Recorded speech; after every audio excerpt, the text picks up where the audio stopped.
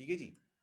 तो अब आपके पास थैंक जो यू। है ये आपके पास फॉर्म जो है वो प्लीज फिल करते रहें, और जो जो नहीं फिर, ताकि हम इसके ऊपर काम करते रहें। अब उसके बाद है कि आपके पास प्रैक्टिस का टाइम ही नहीं होता, जिसकी वजह से क्या होता है, क्योंकि आपकी प्रैक्टिस नहीं होती तो आपके आपका जो माइंड सेट है उसके अंदर वो चीजें जाती नहीं है। जब वो माइंड सेट में आपके पास कोई चीज नहीं जाएगी तो उसका नुकसान ये होगा एक्सक्यूज मी कि सर। आपको जी। सर इसमें टाइम स्लॉट मेंशन करनी है या पीरियड मेंशन करना है कि कितने आवर्स आप देते हैं? टाइम स्लॉट मतलब आपको ये बताना है कि 11 से 12, 12 से 1, 6 से 7, सही है, या 7 से 8। Okay okay. ठीक है, तो टाइम स्लॉट आपको देनी है। मुझे ना सिर्फ आपके ड्यूरेशन पता करनी है, बल्कि साथ साथ ये भी देखना है कि आप किस वक्त ज्यादा होते हैं, ताकि उस वक्त बाजों का, जैसे अगर मुझे लगेगा कि भाई 50 स्टूडेंट जो हैं वो शाम को 9 से 10 में ऑनलाइन होते हैं, तो मैं भी कोशिश करूंगा कि उसमें 9:30 से 10 बजे ऑनलाइन होकर उनकी जो क्यूरीज हैं वो स्लैक के ऊपर या किसी भी और चैनल के ऊपर उनसे डिस्कस कर लूँ। अगर जरूरत होगी तो मैं या असद, असद भी मेरे साथ है, तो असद जो है वो एक जूम की सपोर्ट क्लास भी ले सकते हैं ड्यूरिंग एनी वीकडेज, ये हम ओके डिस्कस कर नाइस सर लेंगे। सर मैंने तो फिल कर दिया, वैसे ही टाइम लिखा है, तो नेक्स्ट टाइम अब फिर वो और आपको इन्फॉर्मेशन सही प्रोवाइड कर दूंगा, टाइमिंग भी। अच्छा, ठीक है, पूछ लें, ठीक है, बिल्कुल सही किया। लेकिन ये कि अब आपको असल में ये जो टाइम वाला क्लॉज है, ये आप लोगों के लिए है कि आप लोगों को एक पर्टिकुलर टाइम के ऊपर बैठकर काम करना है। अगर आप उस पर्टिकुलर टाइम के ऊपर काम नहीं करेंगे तो कोई फायदा नहीं होगा। ठीक जी है। जी बिल्कुल सर, पंक्चुअलिटी होनी चाहिए, एक सही प्रॉपर टाइम बनाओ ना, फिर इससे काम भी सही चलता है और पता चलता रहता है कि कितनी प्रोग्रेस हो रही है, हाँ, खुद को भी बंदे को। जब तक आप जो है वो चीजों की प्रैक्टिस नहीं करेंगे और उसको पर्टिकुलर टाइम, तो आहिस्ते आहिस्ते जब आप टाइम देने लगते हैं ना तो आदत पड़ जाती है। मिसाल के तौर पर अगर आप सुबह 10 बजे उठते हैं तो आप देखते हैं कि आपको आदत पड़ जाती है 10 बजे सोकर उठने की। ठीक है, लेकिन अगर जो है वो अगर आप उसके मतलब उस टाइम पे आपकी आंख नॉर्मली तौर पर खुल ही जाती है। तो बताने का मकसद ये है कि आप जो है वो थोड़ा सा पंक्चुअल हो जाएंगे, आहिस्ता आहिस्ता आपकी हैबिट हो जाएगी ना, तो आपके लिए इजी हो जाएगा। अच्छा, आप ये देख सकते हैं कि मैंने गिट हब के ऊपर PIIC की रिसोर्स के ऊपर गया, मैं Q2 की रिसोर्सेज के ऊपर, और यहाँ से मैंने यहाँ पर पैंडास विद 3 और पैंडास 4, ये दोनों वेबसाइट्स में 3 वाली जो है वो मैंने ओपन कर ली। आप लोग भी ओपन कर लें ताकि हम जो है इसके ऊपर काम करना शुरू कर दें। ठीक है, और साथ साथ जो है वो आप अपनी आसानी के लिए जो है वो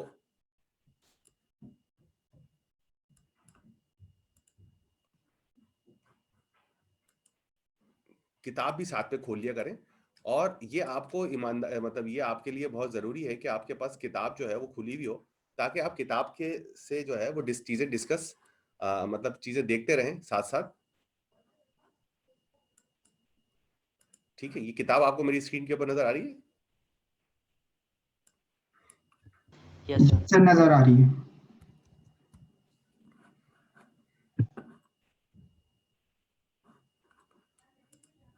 वो क्या है ये?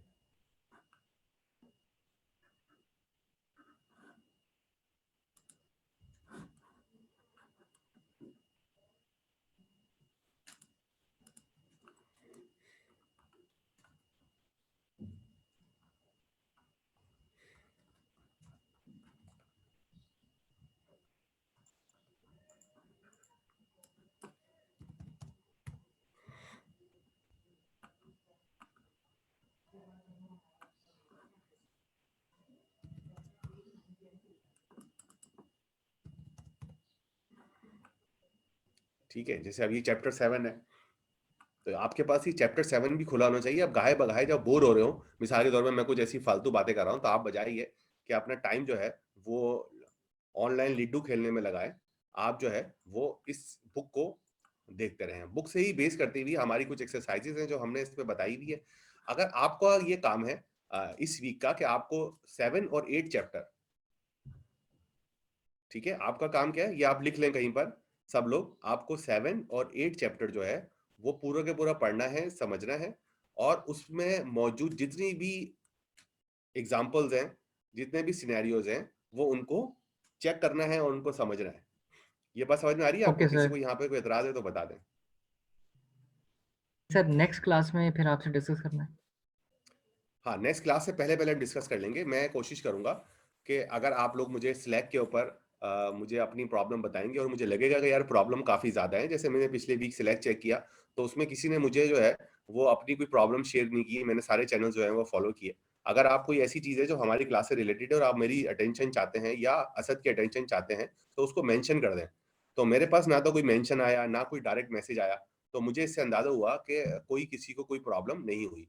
तो जब कोई प्रॉब्लम नहीं होगी तो मैं जो हूँ वो ऑनलाइन अवेलेबल नहीं हूँगा, लेकिन अगर मुझे लगेगा कि 10, 20 या 25 बच्चों को कोई प्रॉब्लम हो रही है, तो मैं या असद या हम दोनों मिलकर किसी भी रात को मोस्ट प्रोबेबली 10 बजे के बाद 10 से 11 ये अच्छे का टाइम मुझे टाइम लगता है, इस दौरान जो है वो हम कोई दोबारा जूम के ऊपर एक सपोर्ट क्लास कंडक्ट कर देंगे।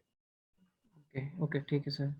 ठीक है, तो आपको सिर्फ ये सब चीजें देखनी है कि यार इसमें इससे क्या हो रहा है, उससे क्या हो रहा है और इससे क्या हो रहा है। तो आपको ये किताब के दोनों चैप्टर पढ़ने हैं।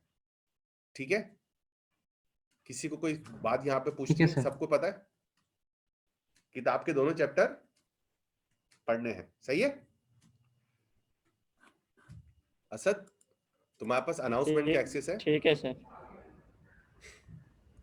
No sir. गुड, नो लेकिन सर। मेरे पास तो है।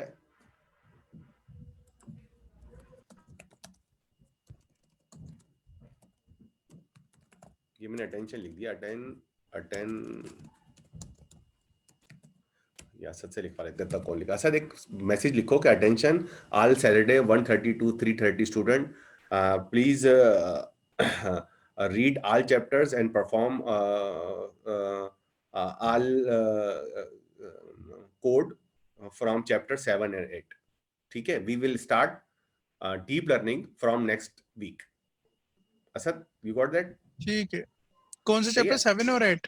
7 और 8 की सारे चैप्टर पढ़ना है और उसकी प्रैक्टिकल एक्सरसाइजेस भी करनी है। प्लस उसके आगे लिख देना नेक्स्ट सेंटेंस में, plus for practice use worksheets, oh sorry, Jupyter notebook as discussed in the class. ठीक है, ओके। ओके। तो अब आप देखें, आपने जो है वो पेंडास भी पढ़ ली है काफी हद तक और डीप लर्निंग भी, जो सॉरी नमपाई भी पढ़ चुके हैं, तो अब चीजें बड़ी इजी हो गई हैं। मतलब अब इसमें टाइम लगाने की जरूरत ही नहीं है ना। मिसाल के तौर पर आपके पास अगर नल वैल्यूज आ रही हैं, मैं यहाँ पर एक आप लोगों की खातिर एक कोलैब जो है वो दोबारा खोल लेता हूँ।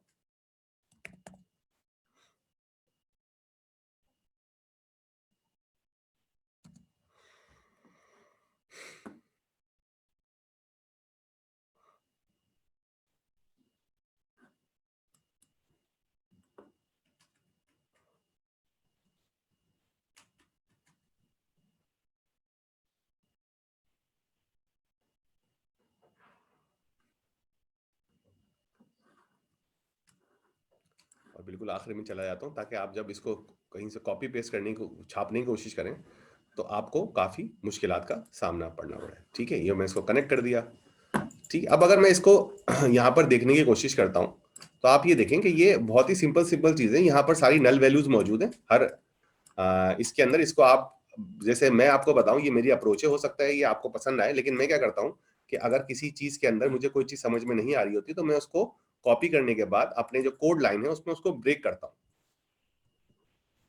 ठीक है, जैसे मिसाल के तौर पर मेरे पास ये एक लाइन है, ये कोड है, ये आप इसको समझ लें अच्छे से कि मैं इसको यूज कैसे कर रहा हूं। मैंने ये कोड उठाया, मुझे नहीं पता, फॉर एग्जांपल किसी के भी है ना, अब मैंने देखा इसके अंदर एक चीज दिखाई गई है, numpy import nn as na। इसका मतलब ये हुआ कि जो np तो nn है उसका मैंने नाम बदल दिया है। ये हम Q1 में जो है ये पढ़ चुके हैं कि किस तरह आप लाइब्रेरी का नाम में ls लगा सकते हैं। अब मैं यहाँ पे देख रहा हूँ यार मुझे थोड़ा समझ में आने में मुश्किल हो रही है कि यार ये इसमें क्या हो रहा है, तो मैं क्या करूंगा, हर कॉमे के बाद इसको ब्रेक कर रहा हूँ मैं। यहाँ पे देख रहे हैं आप, तो मैंने सम हाउ जो है इसको अब मुझे देखो पता लग रहा है कि 1 2 3 4, ये 4 जो है ये मेरे पास रोज हैं और हर रोज के अंदर 3-3 कॉलम है और हर कॉलम के लिए जो है ये एक ABC लगा दिया, एक लिस्ट मैंने लगा दिया है और यहाँ पे बीच में लिख दिया ABC। इससे मैंने ये ज्यूम कर लिया अपनी पिछले तजुर्बे की बुनियाद के ऊपर कि ये ABC जो है जब मैं लिस्ट के फंक्शन में डालूंगा तो ये ABC अलग अलग कॉलम के नाम बन जाएंगे, एक एरे बन जाएगा जो कि कॉलम को असाइन हो जाएगा। और जब मैं जो हूँ वो इसको रन करूंगा इसमें से ये सारी चीजें हटाकर आपकी सिर्फ स्क्रीन इस बहुत चीज को, छोटी आ रही है। तो मेरे पास जो है वो एरर आ जाएगा। क्यों? क्योंकि मैंने आई जो है, सॉरी अभी भी नहीं लगाया मैंने, क्योंकि मैं शुरू में स्क्रीन आई बहुत लगाना भूल छोटी गया। है। छोटी है तो बड़ा कर देते हैं। सही है अब? हेलो जी सर, Yes, ठीक sir, है जी सर। Sir, okay. ठीक है। तो अब हुआ ये कि मैंने जो है वो इसको कर दिया है। तो अब आप देख सकते हैं कि ये यहाँ पर बहुत सारी एन वैल्यूज आ रही हैं। मैंने इसमें क्या किया, कोड को समझने के लिए उसको थोड़ा सा ब्रेक कर दिया ताकि मुझे ज्यादा समझ में आ जाए। अगर मैं एक्सपर्ट हूंगा तो मुझे इसकी जरूरत ही नहीं होगी, मैं जो हूँ वो कोड जो है वो इसको ब्रेक नहीं करूंगा। लेकिन मैंने क्या किया, जब मैंने कोड ब्रेक किया खुसूसन ये डेटा का जो वैल्यूज वगैरह हैं, तो मुझे समझने में ज्यादा आसानी हो गई। अच्छा, इसके अंदर मेरे पास कोड बहुत सारे थे, तो मैंने जुपिटर नोटबुक का भरपूर फायदा उठाया और मैंने क्या किया कि मैंने जुपिटर नोटबुक में के कोड ब्रेक करने शुरू कर दिया। मतलब कोड का पहला हिस्सा जो है मैंने ऊपर चलाया और उसके बाद जो है वो बाकी हिस्सा जो है वो मैंने नहीं लेके गया और मैंने जो है वो नीचे कम कम चलाया। मिसाल के तौर पर यहाँ पर मेरे पास ये क्या है, ड्रॉप एन ए क्लीन। अब मैं जो है वो यहाँ पर इसको यहाँ से हटा रहा हूँ और मैं देख रहा हूँ कि यार ये क्लीन से क्या होता है। अब मैंने इसको चलाया तो इसने काम तो कर दिया, लेकिन मुझे कुछ पता नहीं लगा। तो मैं यहाँ पर क्लीन सिर्फ लिख रहा हूँ। सिर्फ लिखने से, क्योंकि आखिरी वैल्यू है, तो इसमें आप देख सकते हैं कि ये ABC जो है वो सारा का सारा गायब हो गया। ठीक है, अब हम इसमें देखते हैं कि यार इसमें आगे कुछ लिखा हुआ है। तो इसमें देखते हैं कि इसमें जो कोड लिखे हैं इसमें लिखा हुआ है कि हाउ, यानी कैसे होगा। ये किताब में भी ये सब चीजें लिखी हुई हैं, आप किताब से भी जाकर देख सकते हैं फर्दर डिटेल। ठीक है, अब ये यहाँ पर गया, ये हाउ के अंदर का है ऑल के अंदर remove rows only all data is N. ठीक है, अभी जो हमने इसका, अब यहाँ पर फिर मैंने कहा अच्छा ऐसी बात है, ये तो कुछ गड़बड़ बात बोली है। तो मैं क्या करूंगा, यहाँ से अपने कोड हटाऊंगा यहाँ से दोबारा। ठीक है, जबकि यहाँ पे लिखा हुआ भी है, तो मैंने इसको हाउ को यहाँ से कॉपी किया और मैं यहाँ पर ले आया। मैं हमेशा इस चीज को पसंद करता हूँ कि अगर कोई कोड लिखा हुआ है तो उसको कॉपी कर ली जाए बजाय टाइप किया जाए। लेकिन अगर आप लोग टाइप कर देंगे तो अब मुझे एक बात बताएं, किताब में से देखकर सब लोग, कि हाउ के पास मेरे पास ऑप्शन क्या क्या है ऑल के अलावा?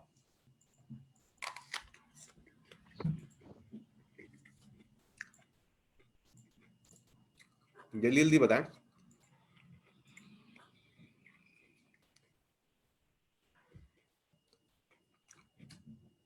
हेलो भाई, कोई आवाज नहीं आ रही।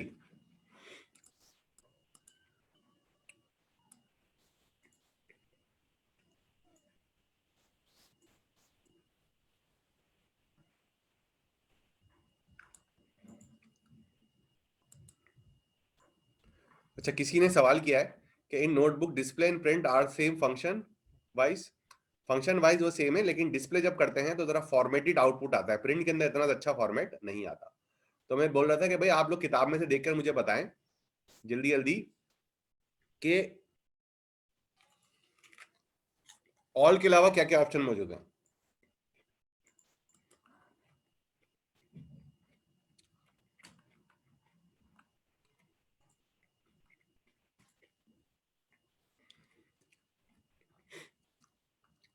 ये तो ड्रॉप डुप्लीकेट्स कह रहा है।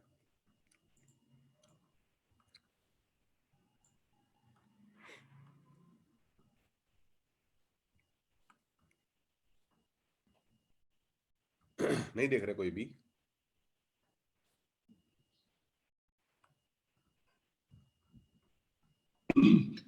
सर देख रहे हैं, वो मिल नहीं रहा। हाँ बताओ। देख रहे हैं सर, ढूंढ रहे हैं। इंटरनेट मिसिंग पे देख डाटा लो। तक। मुझे लग रहा है कि इसमें हाउ के आगे शायद कुछ लिखा हुआ भी नहीं है। हाउ क्या लिखा आल होना ही चाहिए आ रहा है, जहाँ देखा मैंने जहाँ भी। हाउ जो है वो ऑल आ रहा है, आना नहीं चाहिए यार। ड्रॉप एन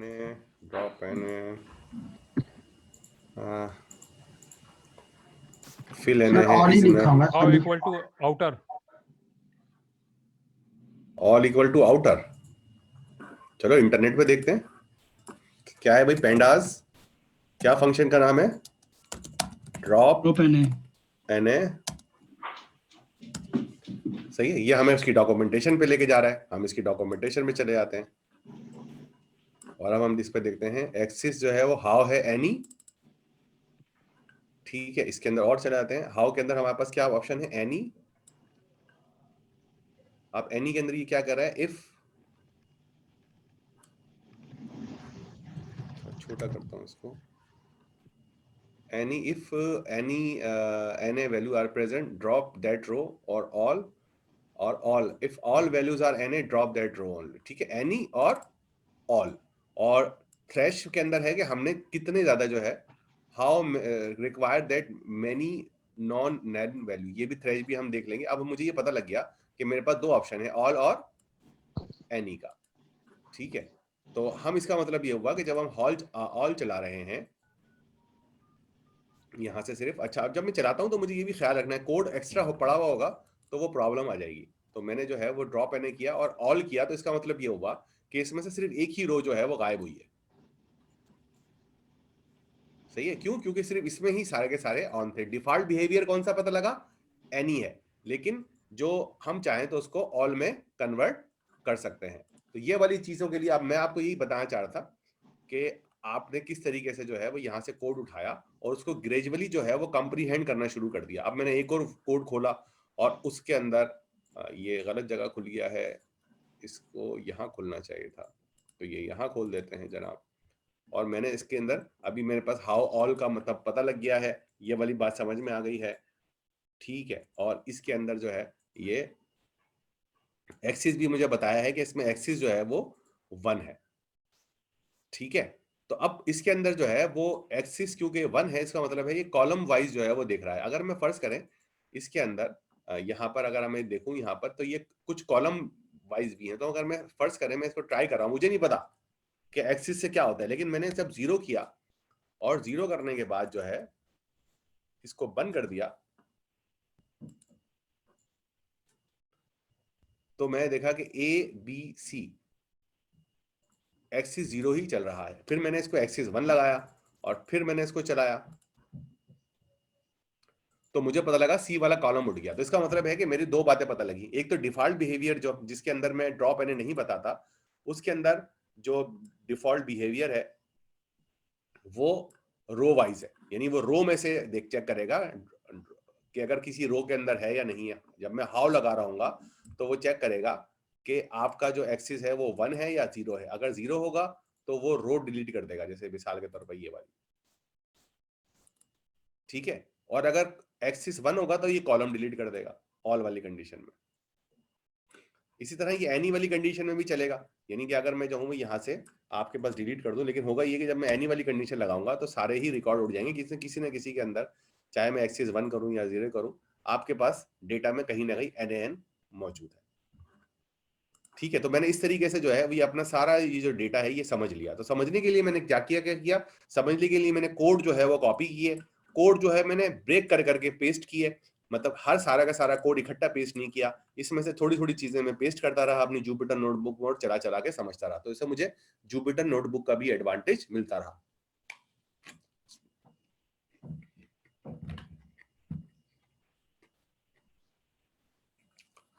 कोई यहाँ पे सवाल करना चाहे तो सवाल कर सकता है। अच्छा, चैट विंडो पे कोई शोर शराबा तो नहीं हो रहा? देखो चैट चेक करो। नो सर, कुछ भी नहीं है। सर एक्सिस 0 आ गया। और एनी होगा तो हाँ, मैंने जो डॉक्यूमेंटेशन पढ़ी उसके हिसाब से तो यही है। क्या ख्याल है? चेक कीजिए जब मैं डॉक्यूमेंटेशन पढ़ा था तो। ये एक्सिस 0 और एनी क्या कह रहे हैं? एक्सिस 0 या 1 होगा। हाउ जो है नहीं हाउ जो है ये ऑल या एनी होगा। नहीं वो मैं समझ गया हूँ कि वो ऑप्शन है हो के लिए ऑल या एनी हो सकता है। एक्सिस तो दो ही हैं, 0 होगा या 1 होगा हाँ, इसमें। 2 भी हो सकता है क्या? सर वो तो आगे है ना, उसमें अगर 3D वो दिया होगा तो फिर ही है, 3 डायमेंशनल होगा तो। सही है, बिल्कुल।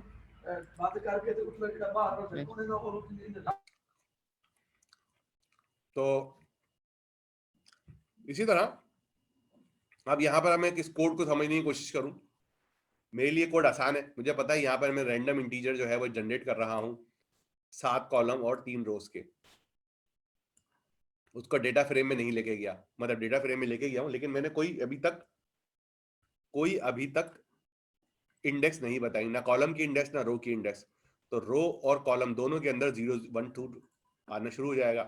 फिर मैंने क्या किया कि कॉलम 4 और 1 के अंदर जाकर मैंने NA लिख दिया।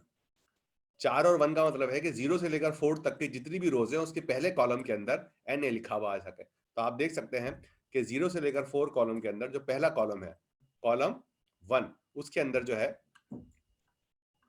वो यहाँ पर NA लिखा हुआ आ जाएगा। और इसी तरह जो है 0 कॉलम के अंदर, 2 के अंदर जो है और सेकंड कॉलम के अंदर जो है वो भी NA लिखा हुआ आ जाएगा। तो इससे मुझे ये पता लगा कि यार इससे मैं कुछ जगहों के ऊपर नल जो है वो वैल्यू रिप्लेस कर सकता हूं। अब मुझे यहाँ पर थोड़ा सा कंफ्यूजन था, ठीक है, तो मैंने क्या किया कि इस कंफ्यूजन को दूर करने के लिए कोड को मैंने चलाकर देख लिया।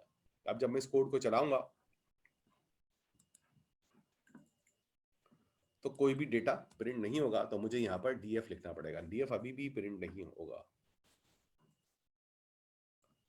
ठीक है। अब आप देख सकते हैं कि DF के अंदर जो है वो कॉलम 4 में और कॉलम NAN के अंदर कॉलम, इसमें कोई सवाल करना चाहे तो आप कर सकते हैं कि आपको समझ में नहीं आ रहा है कि ये कॉलम 4 का मतलब क्या है और कॉलम 2 का मतलब क्या है, ठीक है। कॉलन 4 0 से 3 तक रोज को नहीं काउंट करेगा, पहले तो मतलब कॉलन में इसमें जो इंडेक्सिंग होती है। हाँ तो वन बिल्कुल 0 से 3 तक कर रहा है ना, देखो 0 1 2 3।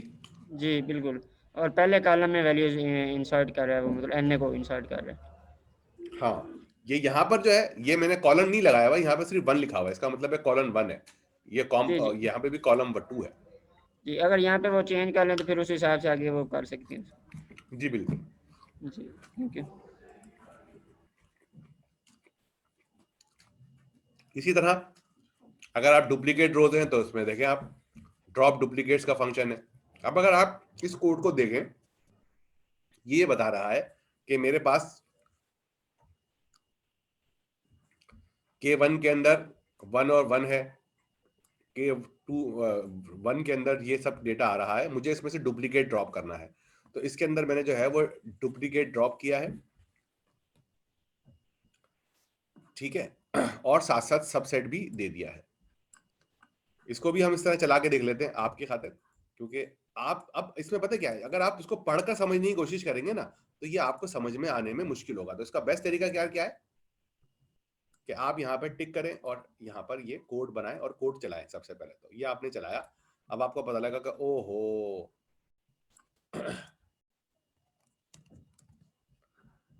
ये जो है ये है, ये कह रहे हैं ये, ठीक है, ओके।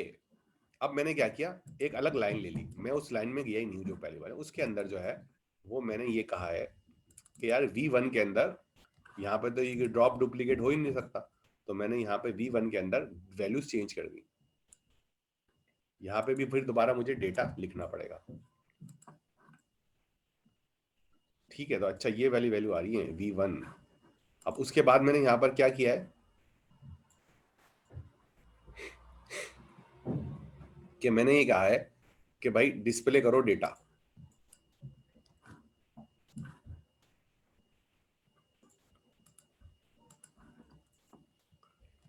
तो ये मैं क्या कर रहा हूं, इसमें से K1 और V1 की वैल्यू निकाल के ला रहा हूं, ठीक है। और उसके बाद जो है वो मैंने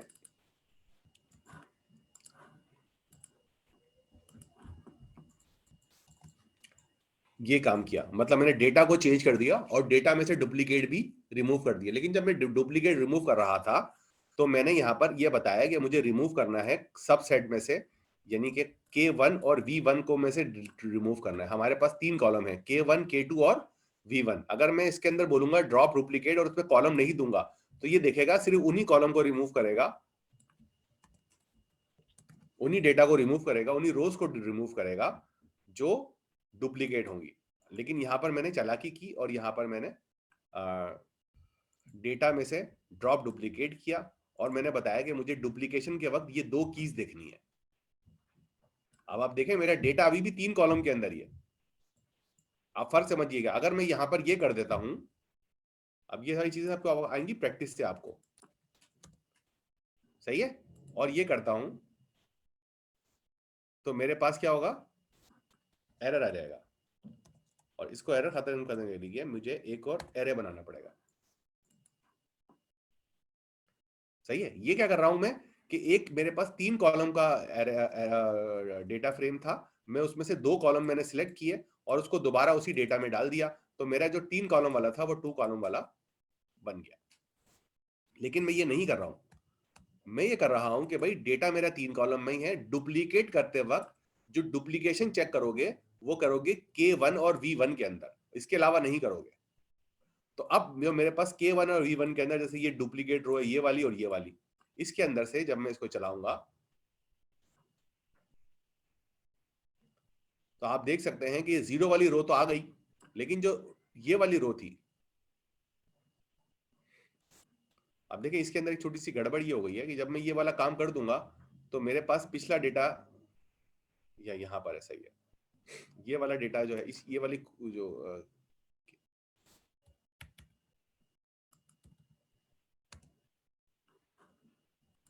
डिलीट कैसे होता है भाई, ये मुझे डिलीट करना पड़ेगा क्योंकि ये सिग्निफिकेंट नहीं रहा। तो यहाँ पर देखें ये 1 इस वाले में से और ये 1 इस वाले में से, और ये 2 ये वाला और ये वाला, ये दोनों एक जैसे थे, इस वाली रो को मैंने इग्नोर कर दिया। ठीक है, तो मैं यहाँ पर प्रिंट भी कर देता हूँ। अच्छा, ये मैं याद दिला दूंगा, ये हमारे स्टैंडर्ड फंक्शन नहीं है प्रिंट, डिस्प्ले प्रिंट ही है।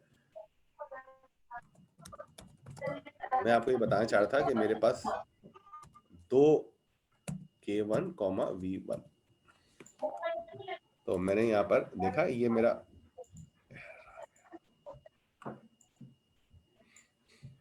ये असल में गड़बड़ हो गई बिल्कुल शुरू से, अब मुझे दोबारा शुरू से चलाना पड़ेगा। ये मैं चलाऊंगा, ठीक है जी। अब मैं ये वाला चलाऊंगा,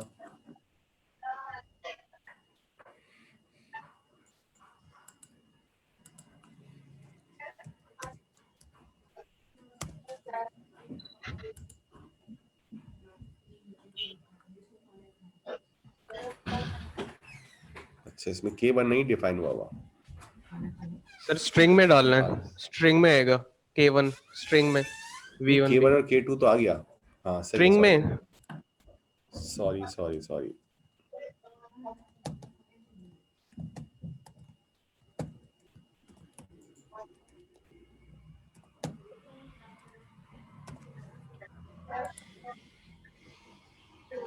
सही है जनाब। ये मेरा 2 वाला है, ये 2 वाला, ये सारा डेटा मेरे पास आ गया।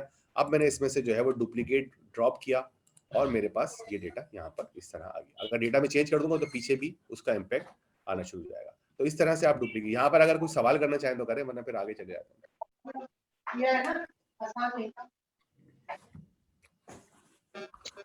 सर एक क्वेश्चन है, ये जो ड्रॉप डुप्लीकेट फंक्शन है ये रो वाइज जो है यूनिकनेस चेक करेगा? अगर मेरे पास 3 कॉलम हो 4 कॉलम हो, ये चारों की यूनिकनेस चेक करेगा?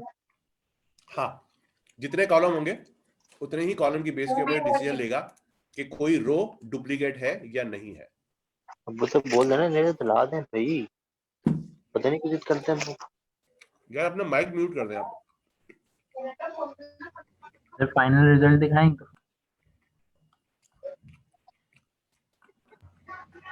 सर इसमें जो फर्स्ट कॉलम, फर्स्ट जो 1 इंडेक्स वाला, इसमें K1 V1 डुप्लीकेट नहीं?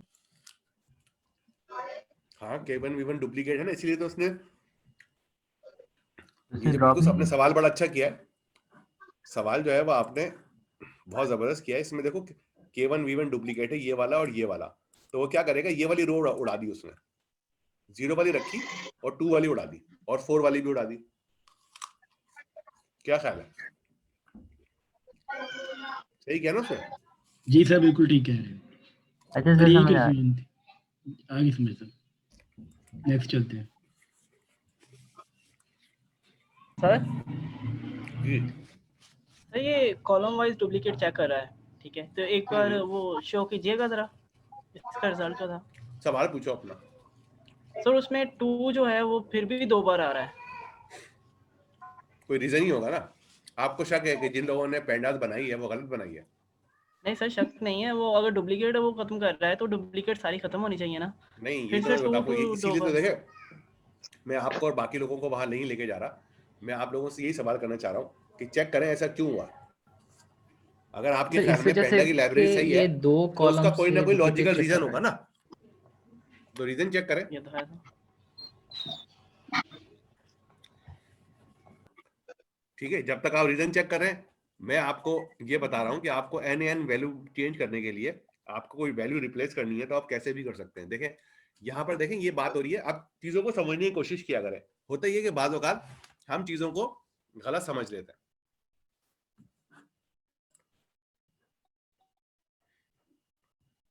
नहीं समझे बात, हम चीजों को गलत समझ लेते हैं, हम परेशान हो जाते हैं। जैसे मिसाल के तौर पर रिप्लेसिंग वैल्यू, अब इस कोड को समझें। अब ये वाला जो कोड है ना, ये लिखा हुआ होगा ना, आपको समझ में नहीं आएगा, लेकिन मैं आपको ये चीज बताना चाह रहा हूं कि इसके अंदर दो चीजें हैं। एक, आपको जब वैल्यू रिप्लेस करनी है किसी पर्टिकुलर लोकेशन के ऊपर, तो आप ये वाला मेथड इस्तेमाल करते हैं, आई लॉग का। ठीक है, और अगर आप ये चाहते हैं कि पेंडास खुद कोई वैल्यू ढूंढे, पेंडास खुद कोई वैल्यू ढूंढे और उस वैल्यू को खुद रिप्लेस कर दे जहां जहां भी हो एक पर्टिकुलर वैल्यू से, तो आप फिर ये वाला मेथड इस्तेमाल करेंगे। तो आपको इस मेथड और इस मेथड का फर्क समझ में आ रहा है? लॉग से आप खुद की जी सर। मतलब लोकेशन बता रहे हैं और उसमें वो खुद हाँ, ढूंढ रहा है कि कहाँ पे ये चीज़ वैल्यू पड़ी है, तो वहाँ पे एक्सप्लेन कर वहां दे, पे जाके रिप्लेस खुद कर ही दे। कर देगा। तो ये बड़ा इंपॉर्टेंट फंक्शन है, अक्सर आपके काम आ सकते हैं जब आपको लोकेशन पता ही ना हो। हाँ बिल्कुल, सर्च भी वो करके दे रहा है हमें किस्म की। हाँ, ये चीज तो दो तीर से एक तीर से दो निशाने मतलब हो रहे हैं ना, कि ठीक है। सर्च भी कर रहा है फिर चेंज भी कर रहा हाँ, तो आप देखेंगे आपको खुद ब खुद समझ में आने शुरू हो गया, जबकि मैं आपको इतना एक्सप्लेन भी नहीं कर रहा। तो बताने का नहीं मकसद है कि आप ये चीजें पढ़ें और पढ़ने के बाद जो है वो चीजों को समझने की कोशिश करें। मिसाल के तौर पर अगर आप ये देखें, ये ट्रांसफॉर्म जो है ये क्या कर रहा है, ये मुझे बताएं क्या कर रहा है। ये lambda x x colon 4 dot upper, sir upper case में कर रहा है 0 से लेके 4 तक जो है कैरेक्टर हाँ अल्फाबेट सही है, उनको स्ट्रिंग्स को। ठीक है। अब इसके अंदर मेरे पास ये लैम्डा की जरूरत मुझे इसलिए पड़ रही थी कि मैं इसको बगैर लैम्डा के इस्तेमाल सॉल्व शायद नहीं कर पाता। तो मैंने क्या किया कि इसके साथ लैम्डा का फंक्शन लगा दिया। लैम्डा क्या कर रहा है कि ये 0 से लेकर 4 तक जा रहा है, ठीक है, और उसको अपर में कन्वर्ट कर रहा है, उसके बाद एक्स में ही स्टोर कर रहा है, और उसको मैंने ट्रांसफॉर्म के अंदर डाल दिया। और ट्रांसफॉर्म को मैंने डेटा की इंडेक्स के अंदर मैप के फंक्शन के थ्रू डाल दिया। मैप का मतलब है कि ये जो फंक्शन है इसके ऊपर जो काम है वो हो जाएगा, यानी ये इंडेक्स के अंदर एक एक रो के ऊपर जाकर ये वाला फंक्शन चला देगा।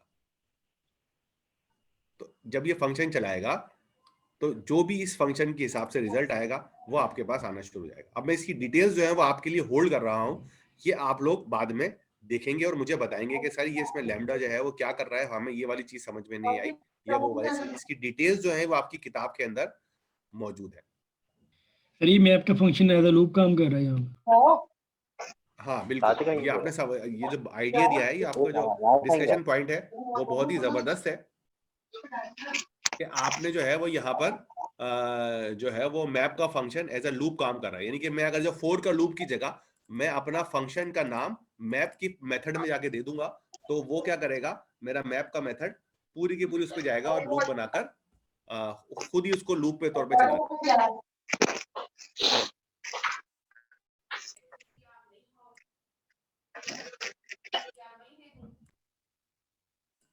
ठीक है जी। इसी तरह यहां पर देखें, ये एक बड़ी चीज है। अब देखें, detecting and filtering outliers. Outliers का मतलब है कोई भी वैल्यू जो आपके हिसाब से आपके डेटा से बहुत ज्यादा है। मिसाल के तौर पर यहाँ पर मैंने रैंडम वैल्यू जो है वो मैंने इंटीजर जो है वो इंटर की है, और इसके अंदर आपको ये देखना है कि मैंने ये 1000 और ये 4 क्यों लगाया है। जब मैंने ये लगा दिया है तो लगाने के बाद जो है वो मैं यहाँ पर ये बता रहा हूँ कि कहीं पर भी डेटा में कहीं पर भी 3 होगा, ठीक है, उसको ये इस तरह से हम कन्वर्ट कर देंगे। तो मैं थोड़ा सा इसको समझा देता हूँ, मतलब चला के दिखा दूंगा तो आपको ज्यादा क्लियर होगा। अभी आपको समझ में नहीं आ रहा होगा थोड़ा सा। सर डिस्टॉर्शन आ रही है, काइंडली म्यूट करवा दें सबको। अच्छा गुड यार, सब लोग जो है वो म्यूट हो गए। ये बड़ी अच्छी बात है कि एक साहब ने अपने आप को खुद ही जो है वो म्यूट कर दिया। तो अब मैंने इसको जो है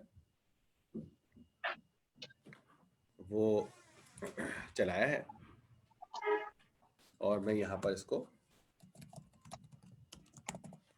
कॉल भी कर रहा हूं। ठीक है, तो आप ये देख सकते हैं कि 0 पॉइंट से ये यहां तक डेटा आ गया। ठीक है, ये मैंने डेटा डिस्क्राइब किया था, ये मैंने हटा दिया है, डायरेक्ट मैं यहाँ पर प्रिंट के ऊपर चला जाता हूँ। सही है, ये मेरे पास डेटा है, ये डेटा बहुत सारा है, 1000 है। ठीक है, अब मैंने यहाँ पर क्या किया है, ये यहाँ पर हटा रहा हूं मैं।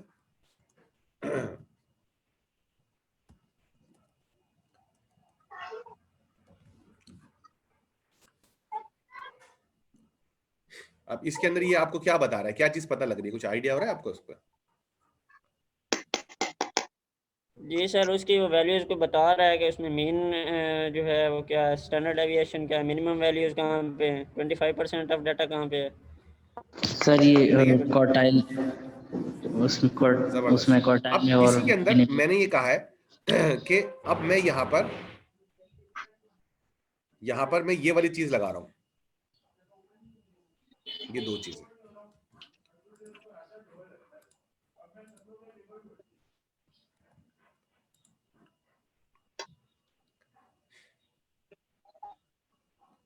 तो अब इसके अंदर ये मैंने चेक किया है कि भी 3 से बड़ा कहां पर है, और किसी भी जगह पर 3 से बड़ा हो, मतलब किसी भी रो के अंदर कहीं पर भी 3 से बड़ा हो तो वो मुझे बताए। तो मैंने वहां पर पता किया है कि लेंथ, डेटा की लेंथ तो मेरे पास 1000 है, लेकिन आउटलायर्स मेरे पास कितने हैं,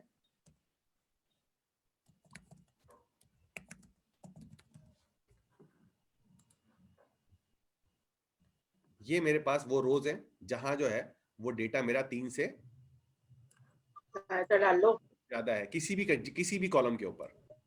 अगर यहाँ वही ऑल लगा दूंगा तो वो हर जगह चेक करेगा।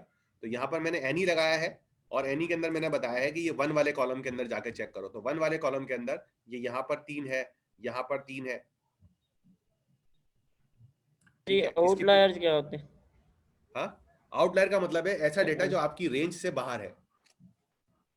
मिसाल के तौर पर आपके प्रोग्राम के अंदर एरर आ रहा है, और वो एरर हमें ये बता रहा है आपके स्टूडेंट के मार्क्स हैं।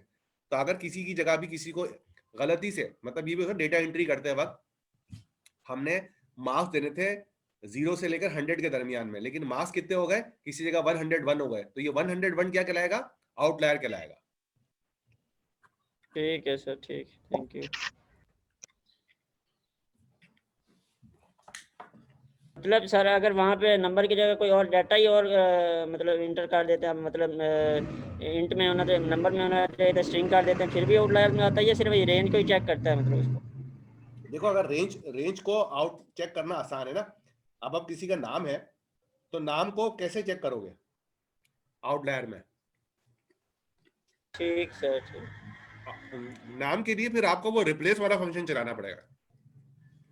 ठीक है, ओके, ठीक है।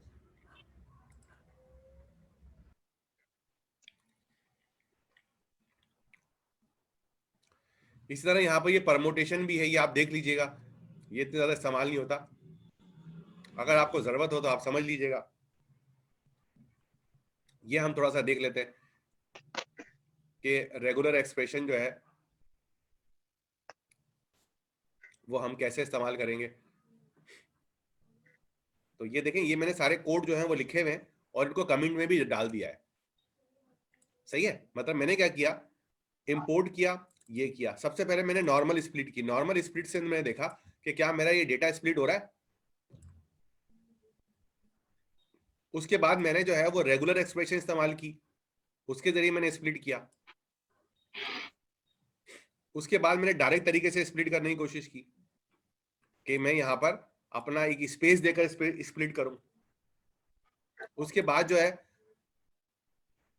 मेरे पास डेटा जो है वो ऐसा होना चाहिए था, लेकिन ऐसा नहीं आया। फिर मैंने जो है यहाँ पर इसको कंपाइल किया एक फंक्शन के अंदर, आरई कंपाइल के जरिए मैंने इस वाले डेटा को एक फंक्शन में डाल दिया, और फिर मैंने कहा कि इस फंक्शन के अंदर इस ऑब्जेक्ट में डाल दिया, बल्कि इस ऑब्जेक्ट के अंदर इस मेथड के जरिए आप स्प्लिट करो। तो आप उसने देखें, इसने मुझे यहाँ पर स्प्लिट कर दिया। ठीक है, जबकि यहाँ पर डेटा जो है वो डिफरेंट फॉर्मेट में था, लेकिन यहाँ पर डेटा फिर भी स्प्लिट हो गया। अब मैं जो हूँ आपको 2 मिनट दे रहा हूँ, आप जो है वो इसको ये वाला कोड चला के देखें और मुझे बताएं आपको क्या प्रॉब्लम आ रही है। ठीक है, 5 मिनट ले लें आप। 2:29 हो रहे हैं, 2:35 के ऊपर, ठीक है। मैं इस वक्त अवेलेबल हूं, आपको कोई भी मसला हो आप बावाज़ बुलंद मुझे और यासत को आवाज देकर बता दें। ये बस ये कोड चलाकर आप देख लें।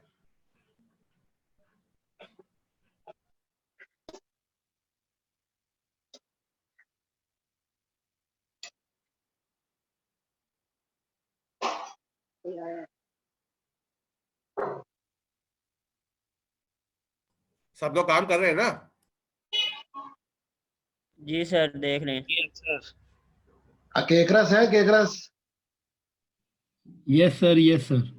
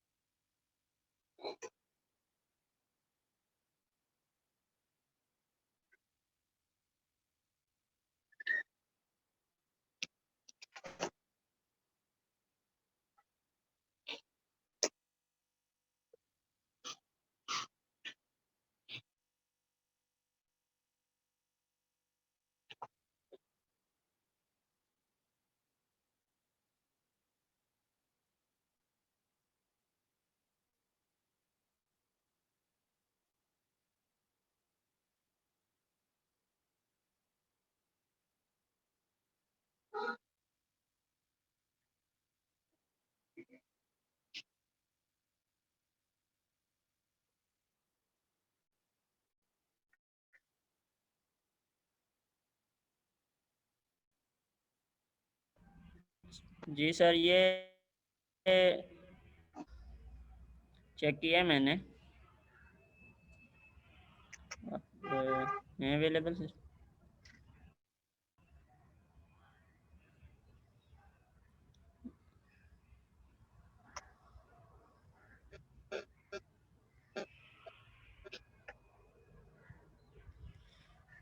हेलो।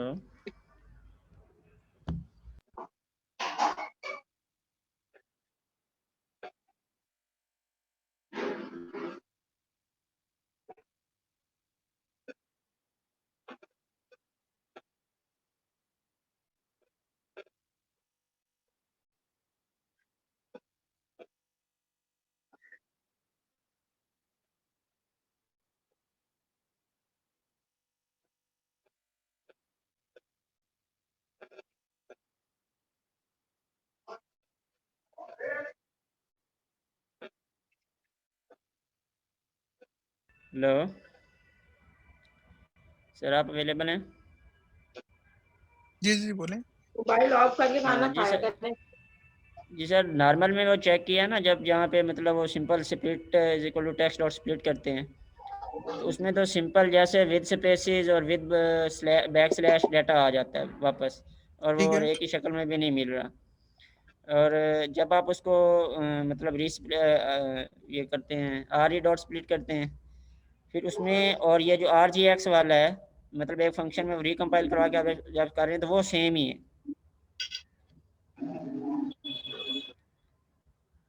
और ठीक है। अगर टेक्स्ट डॉट स्प्लिट करके वाइट स्पेसेस से करते हैं, तो उसमें वो स्पेसेस जहाँ पे आपके डाटा में स्पेसेस होती हैं ना, मतलब वो उनको फिर शो कर रहा है, उनको वैल्यूज के तौर पे शो कर देता है। ओके। जो मुझे समझ आई है। ठीक है, बिल्कुल सही समझे। इसमें कोई सवाल है तो बता दो, तुम्हारी समझ तुम्हारी बिल्कुल जी सही है। जी, मुझे समझ आ गई सर, थैंक यू। अच्छा, सिर्फ सवाल ये है कि इसमें जो आरी कंपाइल है, उसका सिर्फ ये फायदा है कि आपका ये जो आरी लाइब्रेरी है, इसमें आपका जो रेगुलर एक्सप्रेशन है जी वो यहाँ सर, पर आरी स्प्लिट से भी कर सकते हैं आप, ठीक हो ठीक है, गया। और कंपाइल करके भी। कंपाइल करेंगे तो मेरे ख्याल से ऑप्टिमाइजेशन हो जाएगी। बाकी आप जो है वो इस इंटरनेट पे सर्च कर सकते हैं कि यार ये कंपाइल का एडवांटेज क्या है। बेहतर सर, मैं चेक कर लूँगा। Thank you. मैं बहुत सारी चीजें आप लोगों के लिए छोड़ रहा हूँ, क्योंकि आई एम बिलीविंग कि ये सब काम आप लोग कर लेंगे। फिर भी अगर नहीं कर सकेंगे तो हम जो है वो इसको अपने वीक के ऊपर over the slack and even WhatsApp आप डिस्कस कर लेंगे। अच्छा, व्हाट्सएप के अंदर यार आप लोग मुझसे जो है वो क्वेश्चन ऐसा क्या करें जो काफी मतलब वाकई मुझे लगे कि यार ये ऐसा क्वेश्चन है जो आ रहा। अगर स्टूडेंट जो है व्हाट्सएप या फेसबुक में कोई ऐसा क्वेश्चन है मुझसे शेयर करते हैं जो बिल्कुल बच्चों वाला है, तो मैं उस पर नाराज हो जाता हूँ। ठीक है। ठीक है, जैसे अब मैं देखता हूँ, आपको शायद मेरी स्क्रीन पे नजर आ रहा है, मिसाल के तौर पर अगर मैंने उसको डिलीट नहीं किया तो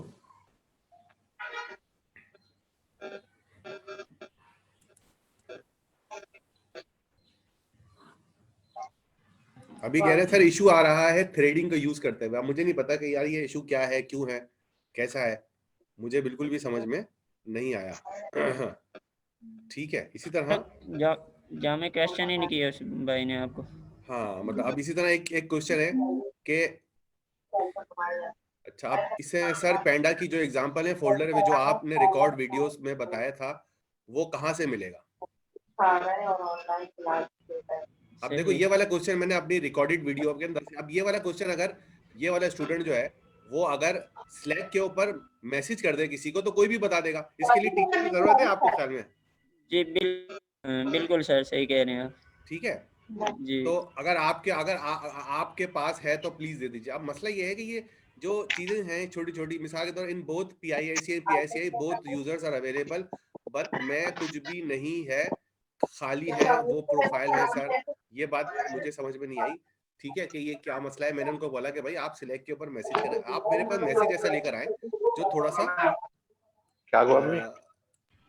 बिल्कुल सर, मेरे ख्याल में आपके पास तो कोई ऐसा इशू आना चाहिए जो आपके लेवल को हो। ऐसी चीजें तो छोटी छोटी मतलब अब बंदा मुझसे फ्रेंड ये से पूछ पूछा जाए सकता कि है। जी आप मुझे बताएं कि गिट हब का लिंक जो है, अभी मेरे पास चैट पे भी एक मैसेज आया कि भाई गिट हब का मैसेज लिंक जो है ना वो शेयर कर दें, तो डेफिनेटली ये जो क्वेश्चन है मैं ये एक्सपेक्ट करूंगा कि स्टूडेंट ही शेयर कर देंगे, इसमें टीचर को इन्वॉल्व होने की क्या जरूरत है।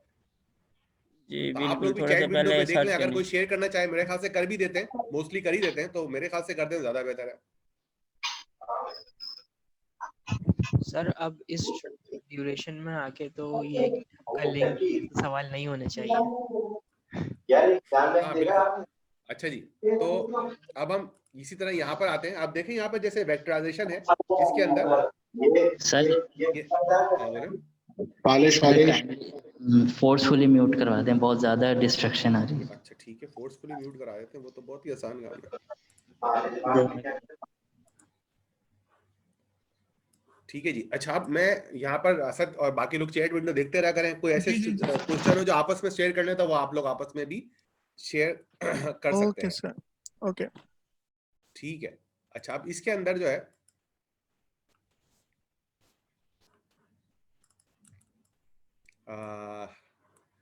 यहाँ पर आप देखें ये भी वही वाली कहानी है। इसके अंदर जो है मैंने रेगुलर एक्सप्रेशन ज्यादा कॉम्प्रिहेंसिव इस्तेमाल की हुई है।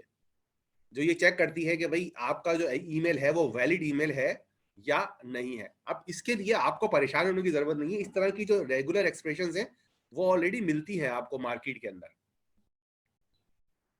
ठीक है। तो आप इंटरनेट पे सर्च करेंगे, आपको ये रेगुलर एक्सप्रेशन मिल जाएंगी और आप जो है वो उनको कॉपी पेस्ट करके यूज करना है। उसका पैटर्न मैंने का तरीकेकार मैंने सिर्फ आपको बता दिया है। अब इसके अंदर देखें यहाँ पर इसको मैंने पहले डेटा str फाइंड ऑल के मेथड से भी इस्तेमाल करने के शुरू किया है, तो ये आप ये भी देखिएगा कि कैसे होता है। और उसके बाद मैंने डेटा के अंदर जाकर डेटा str मैच का एक स्पेशल फंक्शन है जो रेगुलर एक्सप्रेशन के लिए ही बनाया गया है। तो मेरे डेटा के अंदर मैंने उसको कन्वर्ट किया स्ट्रिंग के अंदर, और स्ट्रिंग के अंदर मैंने मैच किया इस पैटर्न को, और फ्लैग मैंने बताया है कि ये रेगुलर एक्सप्रेशन इग्नोर केस, यानी मुझे केस जो है वो इग्नोर करना है। तो मुझे इसमें ये बताया कि भाई मेरे पास ये जो डेटा था, ये वाला डेटा, इसके अंदर जैसे ये dev.google था, ये था, जो सही थे वो मेरे पास आ गए, और जो खराब थे, मिसाल के तौर पर आप इसमें देख सकते हैं कि कौन सा ऐसा ईमेल एड्रेस है जो यहाँ पर वैलिड नहीं है, वो यहाँ पर आ गया। जैसे इसके अंदर ये ईमेल एड्रेस के अंदर ये IP6 है, तो आप ये देखें ये यहाँ पर मौजूद है, क्योंकि एज पर रेगुलर एक्सप्रेशन ये बिल्कुल सही है गलत है, ये रेगुलर एक्सप्रेशन डिसाइड करेगी। तो आप देख सकते हैं कि जब मैंने इन तमाम डेटा को, ये सैंपल ईमेल यहाँ पर आ गया है, सैंपल डॉट ईमेल भी आ गया है, प्लस सिंबल आइडियो जो है वो ये भी यहाँ पर आ गया है, ठीक है, क्योंकि मैंने प्लस दिया हुआ था, डैश सिंबल भी आ गया है, क्यू भी आ गया है यहाँ पर, ठीक है। अनयूजुअल यानी कि ये कोट्स वाला जो है वो गायब है सही है। ये जो dash demo dash symbol email ये वाला आ गया है, और उसके बाद टेस्ट ईमेल सर्वर ये गायब हो गया है, ये गायब हो गया है, ये वाला गायब हो गया है। तो इस तरीके से आप जो है अपने डेटा में से रेगुलर एक्सप्रेशन के जरिए भी फाइंड करा सकते हैं और फिल्टर करवा सकते हैं, ठीक है। सर इसका थोड़ा सा हाँ पूछे, सवाल पूछेंगे तो आपको सब मैं समझाऊंगा ना आपको। देंगे कि आपने कौन से फिल्टर लगाए हैं, मतलब ये चीज थी। ये देखो, ये मैंने जो फिल्टर लगाए हैं मैंने इंटरनेट से छापे हुए, किताब में भी देख लीजिएगा। ये जो फिल्टर है ये वाला पैटर्न ढूंढ सकते। हाँ, जैसे मिसाल के तौर पर ये बता रहा है, ये मैं थोड़ा सा आपको समझा सकता हूँ, बहुत ही सिंपल है, आप भी इसमें तुक्के लगा सकते हैं कि भाई A से Z हो, 0 से 9 हो, ठीक है, डॉट हो, अंडरस्कोर हो, परसेंटेज हो, प्लस हो, माइनस हो। आपने जो सर लिखा हुआ है कि A2। हाँ क्या कह रहा हूँ? नहीं ठीक सर, आपकी आवाज आ रही, ठीक है। और फिर प्लस का साइन हो, प्लस का मतलब है कितनी मर्तबा भी हो सकते हैं, मतलब A से Z तक कोई भी कैरेक्टर A से Z हो सकता है, कितने भी कैरेक्टर हो सकते हैं, कैरेक्टर की लिमिटेशन नहीं है। अगर मैं यहाँ पर प्लस नहीं लगाऊंगा इसका मतलब सिर्फ एक कैरेक्टर को पकड़े, मतलब ये एट द रेट जो है वो पक्का वाला है, एट द रेट यहाँ पर चाहिए, मतलब एट द रेट से पहले इसमें से कोई कैरेक्टर हो सकता है, कितने हो सकते हैं उसकी तादाद नहीं बताई गई। इसी तरह एट द रेट के बाद जो है वो आपके पास यहाँ तक इतने कैरेक्टर हो सकते हैं, फिर डॉट होना चाहिए, फिर डॉट के बाद जो है वो ये वाले कैरेक्टर हो सकते हैं। जैसे डॉट के बाद देखें मैंने यहाँ पर प्लस माइनस परसेंटेज अंडरस्कोर ये कुछ भी नहीं लिखा, मैंने सिर्फ ये लिखा हुआ है कि डॉट के बाद A से लेकर Z होगा और 2 से लेकर 4 होगा। मैंने यहाँ पर स्मॉल कैरेक्टर नहीं दिए क्योंकि मैं यहाँ पर इग्नोर केस यहाँ पे लगा रहा हूँ। ओके सर, पता चल गया, जबरदस्त, thank you very much. Sir इसका यूसेज क्या होता है, क्या हम जंक ईमेल्स वगैरह फाइंड करने के लिए ये भाई ये तो एक एग्जांपल है, लेकिन आपके पास मिसाल के तौर पर आपको इस बात का खतरा है कि ये जो आपके नाम है, नाम के अंदर कोई किसी वजह से कोई गलत कैरेक्टर जैसे डॉलर जो है वो मौजूद है, तो आप इस तरह डॉलर सर्च कर लें, सही है। अगर कोई नॉन इंग्लिश कैरेक्टर मौजूद है तो नॉन इंग्लिश कैरेक्टर मौजूद कर लें। तो ये देखें इस तरह की चीजों से गारंटी मिलेगी। कोई भी अनयूजुअल कैरेक्टर, बाज़ वक़्त क्या होता है, एक बड़े ही इंपॉर्टेंट जो है वो सिनेरियो ये होता है कि बाज़ वक़्त स्पेस मौजूद होता है डेटा के अंदर। शायद मुझे याद आ रहा है कि पिछली क्लास के अंदर एक हम जो डेटा देख रहे थे तो उसके अंदर कॉलम के नाम में स्पेस मौजूद था शुरू में, सही है, समझ में आ रही है बात ये। तो अगर मैं इस तरह की चीजों के लिए सर्च कर दिए ये इस तरह की कंडीशन इस्तेमाल करूंगा, तो अगर बीच में कहीं पर स्पेस वगैरह मौजूद है जिसकी वजह से मेरा डेटा फिल्टर होते वक्त गड़बड़ कर सकता है, तो मैं इस तरीके से पहले फिल्टर करा लूं, ये इसको हम क्लींजिंग कहते हैं, हम डेटा को क्लीन करा लें और उसके बाद जो है वो अपना काम आगे जारी रख सकते हैं। तो ये सारे बड़े टूल किट है ये आपके लिए। होता ये है कि जब हमें इनकी जरूरत पड़ती है तो हम भूल चुके होते हैं, और किताब हम कहीं फेंक चुके होते हैं, ना किताब मिल रही होती है ना नोटबुक मिल रही होती है, हम परेशान होते हैं कि यार ये मैं कैसे इस चीज को प्रोसेस करूं। सर काइंडली आपसे एक क्वेश्चन करना था। हाँ बोलो। सर ये वेक्टराइज फंक्शन जो आप पढ़ा रहे हैं, मतलब तो इसका मेन कॉन्सेप्ट क्या है? जैसे हमारे को ये इसमें आर्टिफिशियल इंटेलिजेंस में इससे क्या फायदा हासिल होगा? ये आपने सवाल बड़ा अच्छा किया है, लेकिन आपने सवाल जो है ना वो गलत किया है।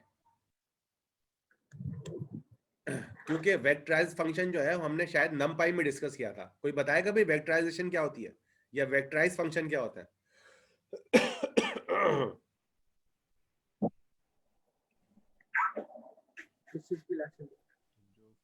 हाँ भाई, नमपाई में हमने पढ़ा था वेक्टराइज फंक्शन क्या होते हैं। वेक्टराइज फंक्शन आपको लूप नहीं लगाना पड़ता, आप एक फंक्शन बनाते हो वो सारे के सारे डेटा के ऊपर अप्लाई हो जाता है।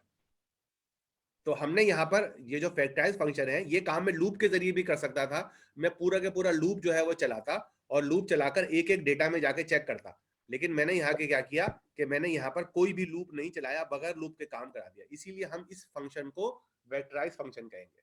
ये जो str मैच का फंक्शन है इसकी एक वेक्टराइज फंक्शन है। बात समझ में आ गई? वेक्टर का मतलब पता है ना, मैट्रिक क्लास में पढ़ा था, स्केलर और वेक्टर। ये बताना पड़ेगा सर, रिपीट करते हैं तो फायदा हो जाएगा। क्वांटिटीज और वेक्टर क्वांटिटीज नहीं सर,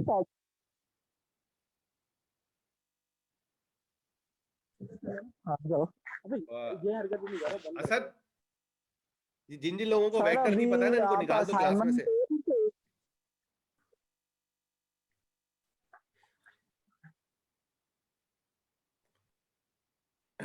और जिन लोगों को थोड़ा थोड़ा पता है उनको भी निकाल दो, क्योंकि हमने नमपाई में काफी डिस्कस किया था कि वेक्टराइजेशन ऑपरेशन क्या होते हैं। मैं सिर्फ एक बात बता देता हूं जो नमपाई से रिलेटेड है। अब वेक्टर क्या होते हैं, वो वेक्टराइजेशन में का मतलब यह हुआ कि आप कोई भी ऑपरेशन पूरे के पूरे अरे के ऊपर अप्लाई कर सकते हैं, उसको वेक्टराइजेशन कहते हैं। यानी कि अगर जो है मैंने यहाँ पर ये एक ऑपरेशन है ये सबके ऊपर अप्लाई कर दिया तो ये वेक्टराइज ऑपरेशन हो जाएगा। मैंने जो कोई लूप बनाने की जरूरत नहीं है। जैसे ये जो df रिप्लेस का फंक्शन है ये मेरे पूरे के पूरे अरे के ऊपर जो है वो अप्लाई हो रहा है। तो जो भी फंक्शन पूरे के पूरे अरे के ऊपर अप्लाई कर सकते हैं उसको हम वेक्टराइज फंक्शन या वेक्टराइज मेथड कहते हैं। अब वेक्टर क्या होता है, स्केलर क्या होता है, ये फिर आप जो है वो घर में या अड़ोस पड़ोस में जाएं, कोई बच्चा जो है वो 9th या मैट्रिक के अंदर हो तो उससे आप पूछे जाकर के वेक्टर क्या होता है और स्केलर तो क्या होता है। फिजिक्स में मेरे ख्याल से आता है, फिजिक्स में आता है, मैथ में आता है सर? फिजिक्स में भी आता है, मैथ में भी।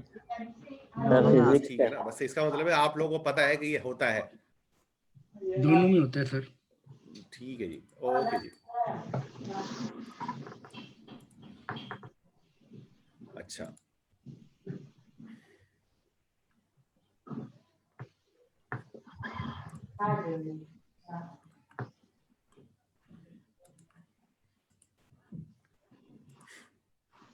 इसी तरह जो हमारी ये चौथी डेटा एनालिसिस विद पेंडास की बुक है, चैप्टर है, ये हमारा नेक्स्ट चैप्टर है।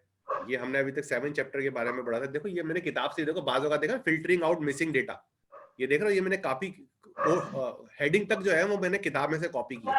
अगर आपको किसी कोई जुपिटर नोटबुक इस्तेमाल कर रहे हैं और उसमें से आपको कोई हेडिंग कोई इंफॉर्मेशन की डिटेल चाहिए तो आप उसको किताब में जाके देखेंगे, वो किताब में आपको मिल जाएगी इसके अंदर कि भाई NA क्या हो रहा है, ये क्या हो रहा है, ड्रॉप NA में और ड्रॉप NA ऑल के अंदर क्या है, pass how all will only drop row that are all NA, ये सब लिखा हुआ है यहाँ पर।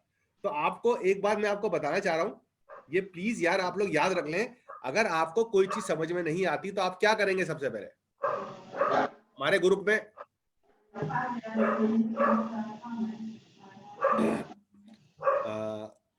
एक लतीफा है, वैसे वो खवातीन से मुताल्लिक है, लेकिन क्योंकि हमारे ग्रुप के अंदर बहुत सारी खवातीन है तो मैं जेंडर बाइस नहीं होना चाहता, तो वो उसमें एक लतीफा मैं आप लोगों से शेयर करना चाहता हूँ कि एक दफा एक इंस्ट्रक्टर जो है वो अपने जो ड्राइविंग बंदा या बंदी जो भी है मतलब ये बंदों के लिए, बंदी के लिए, कोई भी हो सकता है वो। तो उससे वो सवाल करता है।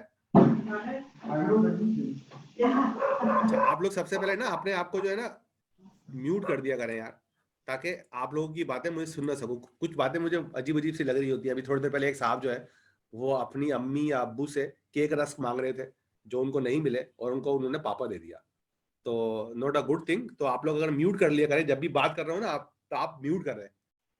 तो मैं आप लोगों को बता रहा था कि एक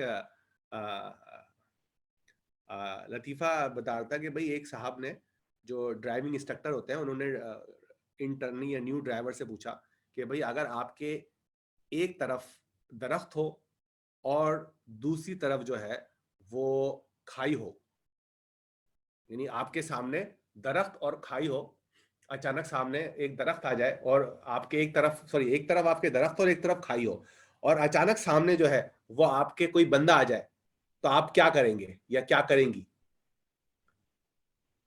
तो उन्होंने कहा, मैं इसको दोबारा रिफ्रेश कर रहा हूं, कि अगर आपके एक तरफ दरख्त हो और एक तरफ खाई हो और सामने बंदा आ जाए, तो आप क्या मारेंगे या मारेंगी? तो वो जो साहब या खातून थे उन्होंने जवाब दिया कि सर मैं दरख्त पे गाड़ी मार दूंगा। तो ब्रेक मारनी थी। हाँ, ब्रेक मारनी थी। तो मैं बिल्कुल आपने पकड़ लिया कि भाई आपको अगर पेंडास के अंदर कोई चीज समझ में नहीं आ रही है तो यार यूट्यूब पे वीडियो देखने की बिल्कुल भी जरूरत नहीं है। स्लैक आप पे लोग सॉल्व जाते करें। हैं यूट्यूब पे वीडियो जा जाके देखते हैं अंग्रेजों की, हिंदी में, उर्दू में, इसकी उसकी। आप किताब पढ़ेंगे, पहले आप किताब पढ़ लें। अगर आप किताब ईमानदारी से पढ़ेंगे, जैसे मैंने आपको बताया ना किताब कितनी ईमानदारी से पढ़ी है मैंने, देखो, passing how all will only drop data that all null. अब ये वो बंदा जो यूं कर रहा है ना, उसकी समझ में नहीं आएगा। ये तो आपको समझ में नहीं आएगा क्या लिखा हुआ है। आपको यूं पढ़, ऐसे नहीं पढ़ना, ऐसे पढ़ना है, ऐसे यूं करके। There are few ways to filter out missing data, while you always have the option to do it by hand using pandas is null and boolean indexing. The drop na can be helpful. इसका मतलब है कि is null से भी कर सकते हैं और boolean indexing से भी कर सकते हैं। अब मुझे बताओ ये boolean indexing क्या होती है? Sir true and false. नहीं, क्या होती है boolean indexing? क्या होती है पेंडा के हिसाब से बताना। ये मैट्रिक जो वाले हमने पहले वो एरे में कर नहीं रहे थे उस दिन, तो एरे में हम नाम लिखते हैं तो सर उसको कोई कंडीशन दे देते हैं, फिर वो हमें उस इंडेक्सिंग के ऊपर ट्रू या फॉल्स रिटर्न कर देते हैं। हाँ बिल्कुल, जबरदस्त यार। ये कुछ बच्चे हैं, 4-5 बच्चे हैं, यही पढ़ सकेंगे यार। तो बूलियन इंडेक्सिंग का मतलब है कि मैंने जाकर पेंडास का इज नल का मेथड दबाया, तो जहां जहां पर भी नल होगा वो वैल्यू जो है वो ट्रू में दिखा देगा और बाकी में फॉल्स में। तो मैं जो हूं वो फिल्टर लगा के भी डेटा हटा सकता हूं, लेकिन ड्रॉप एने भी हेल्पफुल कर सकता है, और ड्रॉप एने को इस्तेमाल करना थोड़ा सा आसान है। तो ये इस तरह का, देखो ये सब चीजें लिखी नहीं है, इसका मतलब ये हुआ कि जब मैं ये पढ़ूंगा तो मुझे ये भी याद आएगा यार बूलियन इंडेक्सिंग भी चीज होती है। अब मैं फिर दोबारा किताब में जाके सर्च करूंगा कि यार कॉपी करके, इस किताब में कहीं सर्च का ऑप्शन है, इसमें गूगल में तो नहीं है, लेकिन अब मुझे ये नहीं पता कि यार एग्जाम्पल के तौर पर, तो मैंने इस किताब को जो है वो अपने पास खोला है एक्रोबैट के अंदर, एडोब के अंदर, और मैंने भी बूलियन इंडेक्सिंग की। तो मुझे पता लगा कि चैप्टर 4 के अंदर 4.2 के अंदर बूलियन इंडेक्सिंग की पूरी डिटेल है। तो अब क्या होगा कि आपको अभी भी इंटरनेट पे जाके कंफ्यूज होने की जरूरत नहीं है। आप इसको सर्च करेंगे अपने एडोब के अंदर और आपको ये पता लग जाएगा बूलियन इंडेक्सिंग क्या होती है, पेंडास इज नल होता है। तो ये सब चीजें आप लोग कर सकते हैं। तो मैं आपको फिर यही रिक्वेस्ट करूंगा कि यार आप लोग जो है वो क्लास जब खत्म हो जाए ना, बेस्ट ये है कि जब क्लास खत्म हो जाए ना तो 1 घंटा जो है ना वो आप और निकालें। यानी कि क्लास अगर 3:30 बजे खत्म हो रही है तो 5 बजे तक ना किताब पढ़ लें यार आप लोग। अगर आप लोगों ने किताब पढ़ ली तो आप दुनिया के सबसे ज्यादा ज़हीन लोगों में शामिल हो जाएंगे। अच्छा, बाकी सब चीजें मैंने आपको बताया था कि जो जुपिटर की नोटबुक है, ये मैंने सारी की सारी जो है वो कहाँ से छापी है, आपकी किताब में से छापी है। तो ये आप बड़े आराम से चीजें एडजस्ट कर सकते हैं। और इसके अंदर आपको ये बताया कि सब प्लॉटिंग वगैरह कैसे होगी। तो ये हमारी वो जो जुपिटर नोटबुक वाली 4 वाली, ये वो उसकी कहानी है। इसके अंदर जो है वो हमारे पास जो काम की चीजें हैं वो है data analysis with panda, join, combining, relationship और हायरार्किकल इंडेक्सिंग। इसके अंदर कुछ चीजें हम अब देख लेते हैं। अब जैसे मिसाल के तौर पर ये डेटा डिस्प्ले हो रहा है, डिस्प्ले हो रहा है ना भाई यहाँ पर, ये क्या हो रहा है, ये कोई नई चीज तो नहीं हो रही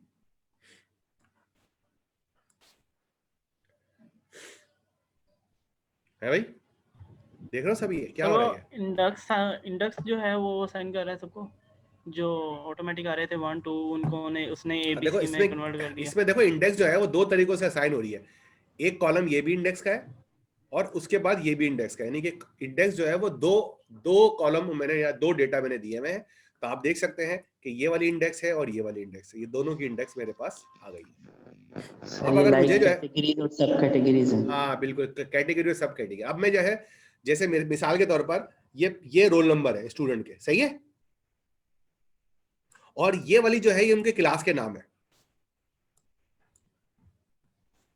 तो अब मुझे ये पता करना है कि यार मेरे स्टूडेंट जो है वो क्लास बी में कौन कौन से हैं। तो मुझे सिर्फ ये लिखने की जरूरत है, डिस्प्ले डेटा ऑफ बी, क्योंकि ये जो इंडेक्स में लिख रहा हूं वो क्या करेगा, वो बी वाला डेटा उठा के ले आएगा पूरा का पूरा।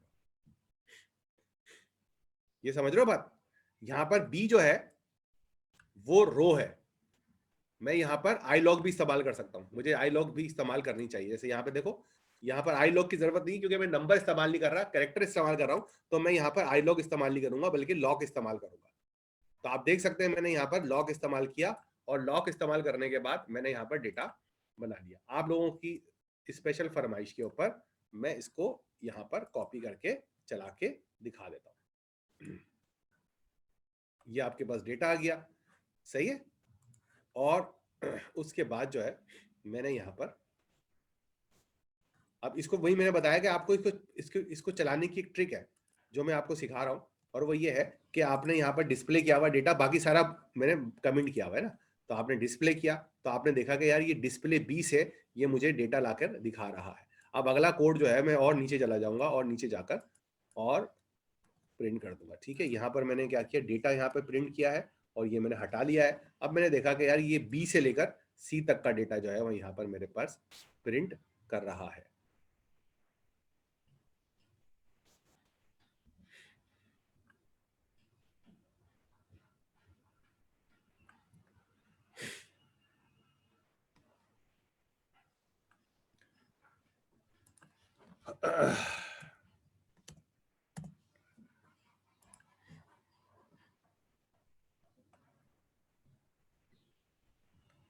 बी और सी, यहां पर जो है मुझे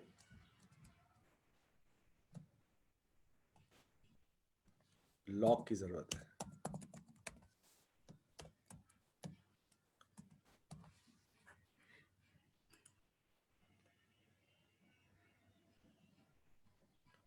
बी का एरर क्यों आ रहा है भाई यहाँ पर?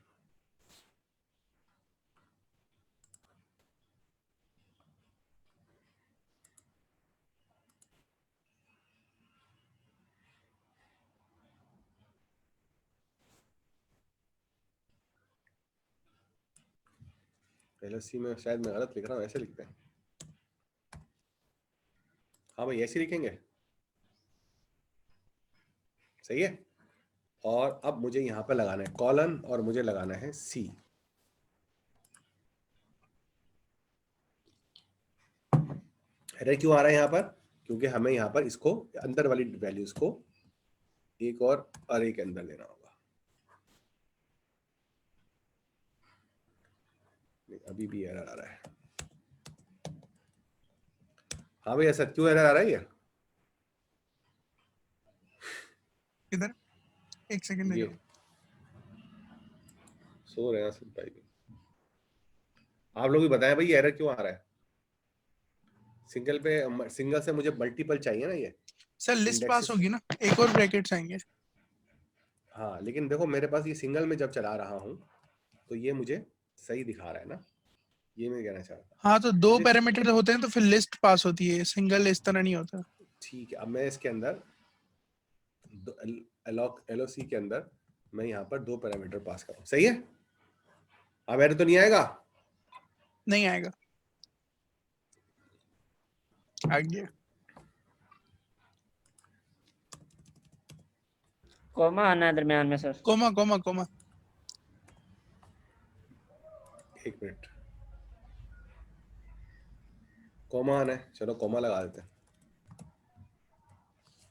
क्योंकि सर लिस्ट है ना तो कोमा आएगा ना। अच्छा एक मिनट, बी कॉमा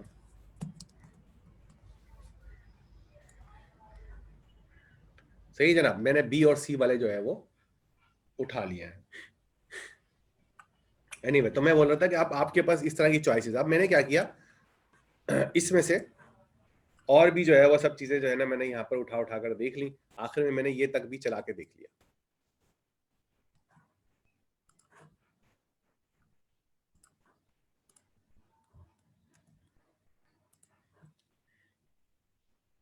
ठीक है, तो ये आपके पास हायरार्किकल इंडेक्स। हायरार्किकल इंडेक्स की पूरी डिटेल जो है वो आपकी किताब के अंदर मौजूद है। आप किताब देखेंगे तो आपको पता लग जाएगी। तो मैं आपको क्या करेंगे, देखिए मैंने यहाँ पर इत्तेफाक से लोगों के फीडबैक से मैंने बता दिया 8.1 के ऊपर है ये हायरार्किकल इंडेक्स। यानी कि आपके पास डेटा एनालिसिस विद पेंडास किताब का नाम है, join combining and reshaping data frame जो है वो शायद सब्जेक्ट का, और 8.1 जो है वो हायरार्किकल इंडेक्सिंग जो है वो इसका नाम है।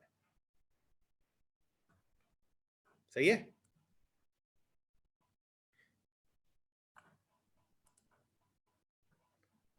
किताब के अंदर ये सब चीजें मौजूद है। यहाँ पे कुछ एरर्स भी हैं जो पता नहीं क्यों छोड़े हुए थे मैंने, ये सही कर दिए हैं मैंने यहाँ पर। ठीक है, अच्छा अब हायरार्किकल इंडेक्सिंग एक इंपॉर्टेंट रोल होता है। क्यों फायदा है इंडेक्सिंग का, ये सब लिखा हुआ है। अब इसके अंदर आप ये देखें हायरार्किकल इंडेक्सिस को मैंने कैसे काम में लिया हुआ है।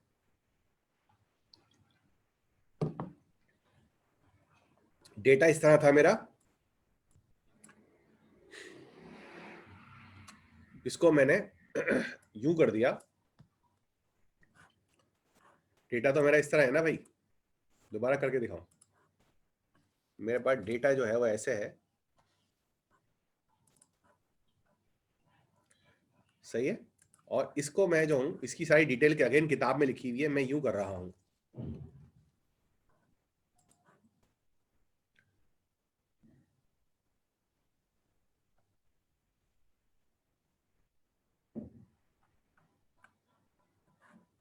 डेटा में डुप्लीकेट आ रहा है भाई।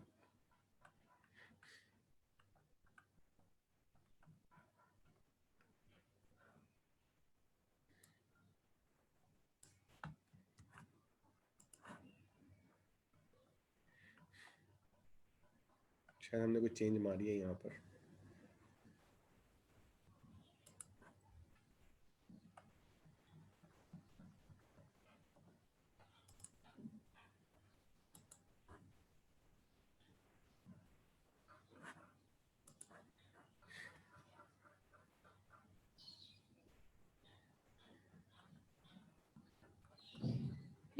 ओए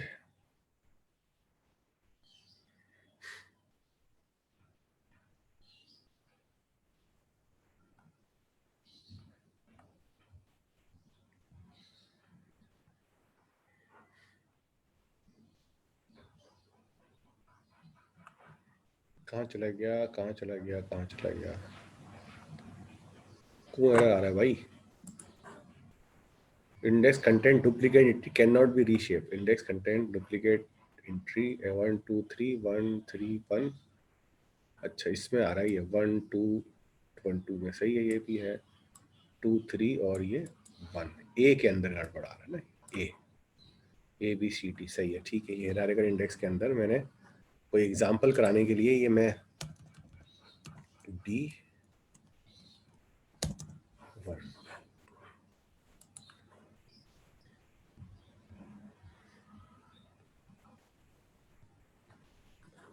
अच्छा जी, पहले भी एरर दे रहा था ये।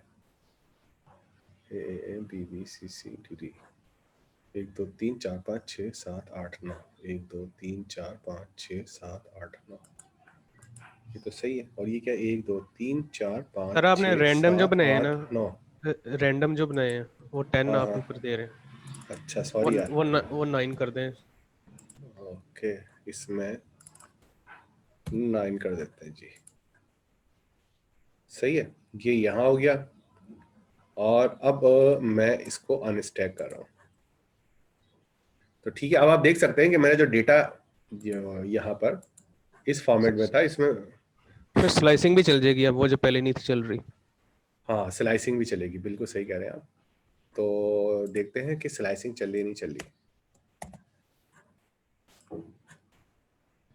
नहीं स्लाइसिंग अभी भी नहीं चल रही, इसकी कोई सर और रीजन होगा। बगैर ये इसके एरे के।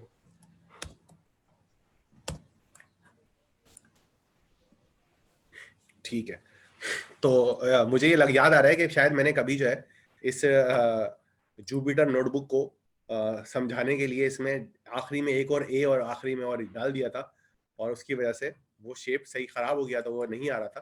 तो अब वो मैंने सही कर दिया है, और लेकिन आपको भी एरर आएगा, तो आप भी जो है वो इसको आपको सही करना पड़ेगा। ठीक है जी, तो ये आपके पास स्टैकिंग का भी एडवांटेज हो गया। तो आप किस तरह हायरार्किकल इंडेक्स को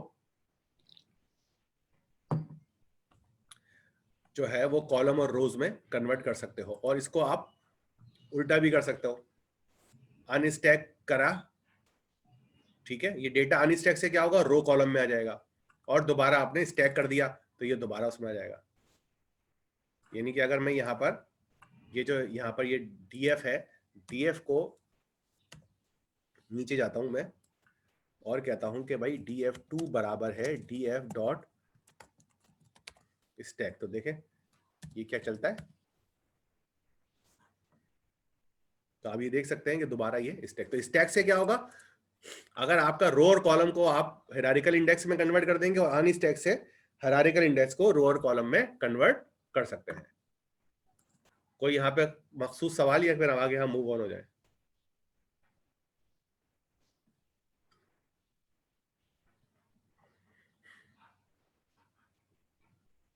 ठीक है सर, यहाँ तक समझ आ गई। सही है। इसी तरह ये देखें स्वैप लेवल है, जिसमें आपने की 1 और की 2 को आपस में स्वैप कर दिया है। तो जब की 1 और की 2 को आप स्वैप करेंगे तो आपके पास ये 1 के ऊपर ए आ जाएगा, और 2 के ऊपर ये बी और बी आ जाएगा, मतलब ये स्वैप हो जाएगा। ये करके देखना, खुद ही आपको ये चीजें समझ में आ जाएंगी।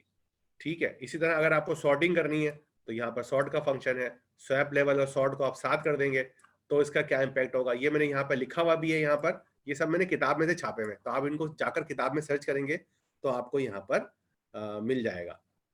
ठीक है, इसी तरह अगर आपके पास सम है तो आप यहाँ पर इस तरीके से की लेवल के अंदर 2 बताया हुआ है, तो आप यहाँ पर सम कर सकते हैं। तो इसके जो सम है वो इस की के ऊपर जो है इसने सम किया हुआ है। तो आप देख सकते हैं कि यहाँ पर जो 6 आ रहा है और 12 आ रहा है, इसकी क्या वजह है।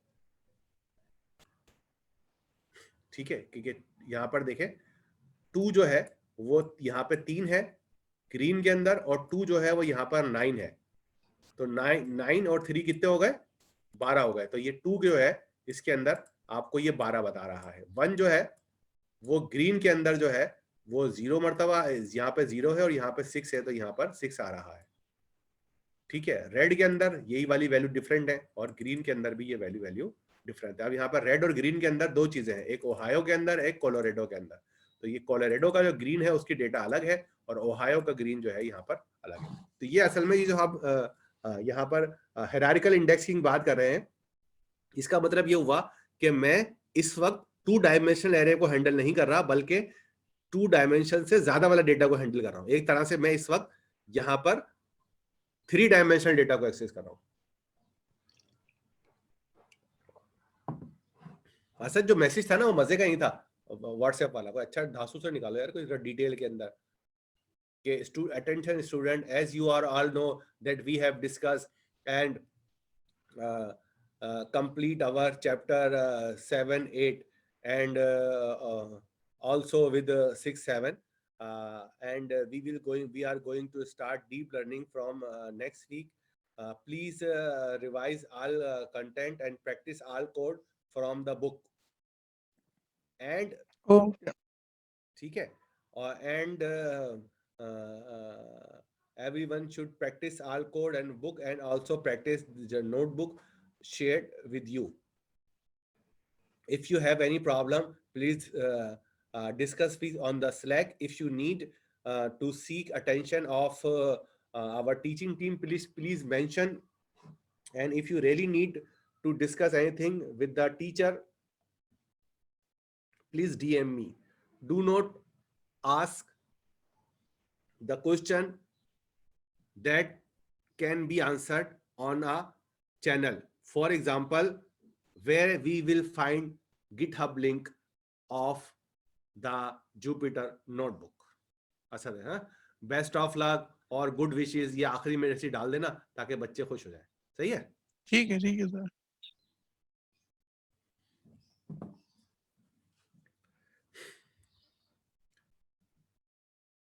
अच्छा भाई ये क्या चीज चल रही है, ये कौन सी है? अच्छा अब इसके अंदर देखो क्या किया हमने कि पहले जो है वो डेटा बना लिया। डेटा बनाने के बाद हमें ख्याल आया कि हमें इसमें से कोई चीज इंडेक्स पे करनी है या नहीं करनी, तो आप जो है वो चीज को इंडेक्स कर दे। ठीक है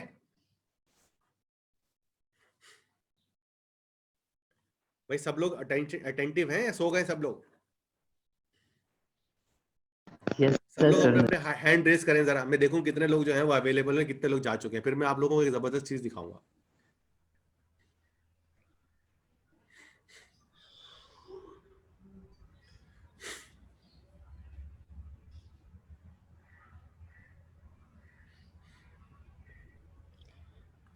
कितने लोगों के नहीं आए अभी तक, चेक ये सर अवेलेबल है, क्या करेंगे? मैं देख रहा हूँ कि बहुत सारे लोग जैसे अवेलेबल है, जैद हादी 109530 इनके हैंड रेज नहीं आ रहे मुझे नजर। गैलेक्सी S4 सर हमें आधे स्टूडेंट के तो हैंड रेज ही नहीं सर, हुए हैं। सर कुछ पूछ रहे हैं हाउ टू रेज हैंड, अभी इनको पहले वो सिखाएं तो फिर। नहीं तुम बता दो उनको, जब तक मैं चेक कर रहा हूँ। जी मैं बताता हूँ। बताओ, तुम्हारी आवाज सुन रहे होंगे ना ये, बताओ।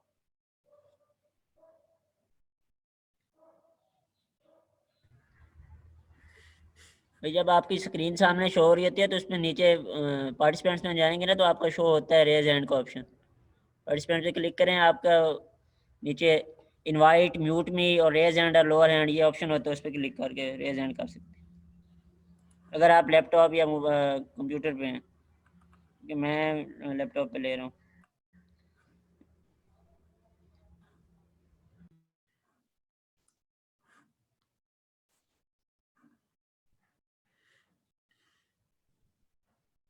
अच्छा भाई, तो सब लोग अटेंशन है, तो मैं आपको एक न्यू शेयर के अंदर आपको एक चीज शेयर करा रहा हूँ। उम्मीद है ये आप लोगों को सब ये कोड आप लोगों को नजर आ रहे हैं यहाँ पर? Yes sir. मेरी विंडो नजर आ रही है आपको? ठीक है, यस सर आ रहा है। अब देखें मैं इसके अंदर जैसे मैं आपको एक प्रैक्टिकल सिनेरियो बताना चाह रहा था कि आपका पेंडास के अंदर जो है वो प्रैक्टिकल सिनेरियो जो है वो क्या है। तो मैंने इसमें क्या किया हुआ है कि एक डेटा है जो मेरा एक फाइल में मौजूद है। थोड़ा इस सा फाइल के अंदर जूम कर दें थोड़ा सा काइंडली। ये जूम कैसे होगा ये देखना पड़ेगा इसमें। सर वो स्क्रीन करेंगे ना आप उसकी कंट्रोल प्लस करके उससे।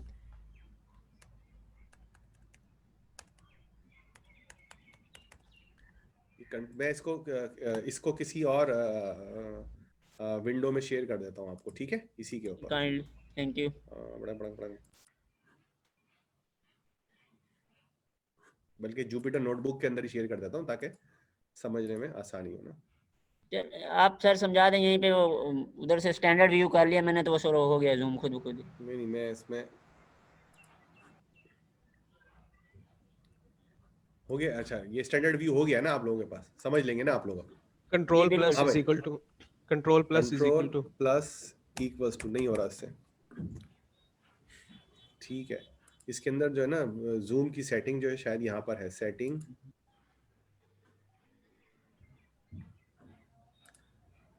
एडिटर फॉन्ट साइज 20 है, इसको मैंने कर दिया 30। ओके, तो आई होप कि आ रहा होगा। अब इसके अंदर देखें मेरे पास इसमें सिर्फ मैं आपको पूरी डिटेल नहीं बता रहा, ये वैसे नॉर्मल जैसे एक ओपन का फंक्शन है जो आपने पढ़ा होगा, लिस्ट का फंक्शन है मैं कर रहा हूँ। इसको मैंने जो है आप देख सकते हैं कि मेरे पास एक डेटा फाइल थी, इसको मैंने जो है जिसके अंदर UTF-8 का डेटा था उसको मैंने एक सबसे पहले एरे में उठा लिया और फिर एरे के अंदर जो है वो उसमें से जो काम की चीजें थी वो मैंने दूसरे एरे में उठा ली। ये सब चीजें मैं करता रहता हूँ। अब इसके अंदर मुझे आपको सिर्फ ये बताना है कि भाई मैंने किस तरीके से एक डेटा जो है वो पेंडास पे आ जाऊं। मैंने एक डेटा फ्रेम बनाया हुआ है, मेन डेटा फ्रेम। अब इसके अंदर मैं जाता हूं, एक एक फाइल के अंदर डेटा को चेक करता हूं और चेक करने के बाद बताता हूं कि मुझे कौन कौन से कॉलम्स के अंदर से डेटा उठाना है। और वो कॉलम्स के डेटा उठाने के बाद ये देख सकते हैं यहाँ पे रीड CSV में के जरिए मैंने अपना फंक्शन बनाया हुआ है ताकि मुझे बहुत सारी चीजें देने में आसानी हो। ठीक है, अगर मैं इसको दिखा भी दूं आपको, कहाँ भाई जाओ भाई जाओ, तो ये रीड CSV के अंदर जो है ये सारे काम करता है कि अगर ये यूं होगा तो यूं कर देगा, ये सारी जो, तो मैंने यहाँ पर पेंडा की ही CSV फाइल इस्तेमाल कर रहा हूँ, लेकिन इसके अंदर मैंने बहुत सारी चीजें इन्फॉर्मेशन, जब भी मैं रीड CSV करने जाता हूँ तो मैं बताता हूँ कि सेपरेटर कौन सा होगा, इनकोडिंग क्या होगी, हेडर क्या होगा, लो मेमोरी फॉल्स कर देता हूँ क्योंकि मेरे पास डेटा बहुत बड़ा होता है, इनफर डेट टाइम जो है वो भी फॉल्स कर देता हूँ। ठीक है, तो ये सब चीजें जो है मुझे बार बार करनी पड़ती थी, तो मैंने अपना छोटा सा एक फंक्शन बना लिया। उसके बाद जो है आप यहाँ पे देख सकते हैं कि मैंने यहाँ पर str के फंक्शन के जरिए यहाँ पर उसको अपर केस में कन्वर्ट कर लिया। फिर मैंने यहाँ पे काउंट पता किया, काउंट पता करने के बाद ये मेरे पास जो है ये काउंट का एक फंक्शन आ गया। उसके बाद मैंने जो है इसको जो है यहाँ पे नीचे आए, फिर मैंने एक और डेटा फ्रेम जो है वो लिया और उसमें से चीजें मुझे ड्रॉप की, ये ड्रॉप मैंने किए, ड्रॉप डुप्लीकेट्स किए, इसमें डायरेक्ट किया, ग्रुप बाय वगैरह फिर मैंने लगाया, और लगाने के बाद ये मैं कॉन्केट कर रहा हूँ DB, दो डेटा फ्रेम को आपस में कॉन्केट कर रहा हूँ एक्सिस 1 के अंदर, और सॉर्ट मैंने यहाँ पर ट्रू किया हुआ है। यहाँ पर मैं कॉलम के नाम भी चेंज कर रहा हूँ। यहाँ पर देखिए मैंने पहले सेट इंडेक्स का फंक्शन भी लगाया था, जो मैंने बाद में पता लगा कि मुझे जरूरत नहीं है, लेकिन जहाँ पर भी मुझे जरूरत पड़ती है जैसे यहाँ पर, तो मैं वहाँ पर सेट इंडेक्स का फंक्शन इस्तेमाल कर लेता हूँ। शायद मैंने यहाँ पर नीचे कहीं पर किया होगा, आप देख सकते हैं यहाँ पर मैं शेप और ये कॉन्केट का फंक्शन बहुत ज़्यादा इस्तेमाल कर रहा हूँ। इसके अलावा मैं उसके डेटा भी इंसर्ट कर रहा हूँ, और अगर मुझे कहीं पर फिल एन मिल रहा है तो मैं उसको 0 से कन्वर्ट भी कर रहा हूँ। उसके अलावा जो है मैं एक लिस्ट के अंदर ये अपना मेन डेटाबेस, मेन DF का फंक्शन जो है डिस्टेंस का मतलब ये हुआ कि मैंने अपना पूरा का पूरा जो डेटा फ्रेम है, जितनी भी फाइलें थी,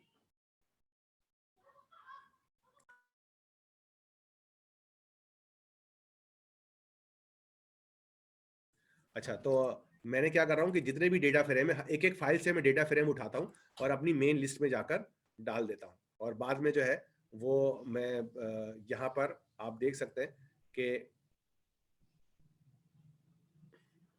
ये मेरा जो मेन फंक्शन है, आप यहाँ पर जो है वो चेक करता है कि अगर मेरे पास ये जो डेटा है मैंने प्रोसेस कर लिया है, पहले से मौजूद है, तो मैं जो हूँ वो और उसको जैसे मैंने यहाँ पर देखें लिखा हुआ भी, अगर ये फाइल मेरे पास मौजूद है तो मैं अपनी लिस्ट में से डेटा रीड LST करके पूरा का पूरा एरे जो मैंने सेव कराया है, मैं जब भी अपना प्रोसेस कर लेता हूँ यहाँ पर, शायद मैं यहाँ पर आपको ये बताना या मेंशन करना भूल गया, रिटर्न कहाँ,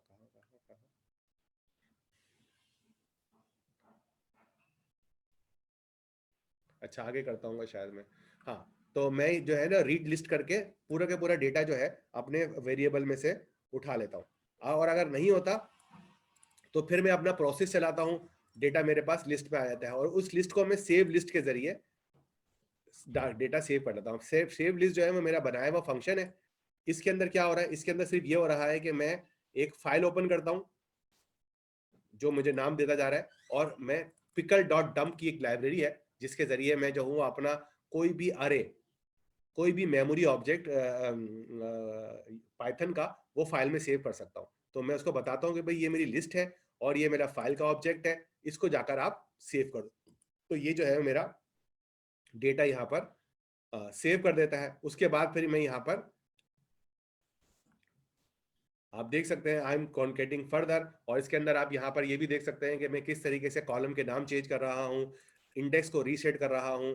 ठीक है, यहाँ पर मैंने एक छोटा सा फंक्शन भी बनाया हुआ है जो फॉर्मेट चेंज करने के लिए इस्तेमाल होता है। मेरे पास जो भी नंबर्स हैं मैं उनको 3 डिजिट के अंदर फॉर्मेट में लेकर आता हूँ, उसके लिए मैंने एक नंबर बताया है और जो मैं हर जगह यहाँ पर अप्लाई कर देता हूँ। इसके अलावा जो है मैं यहाँ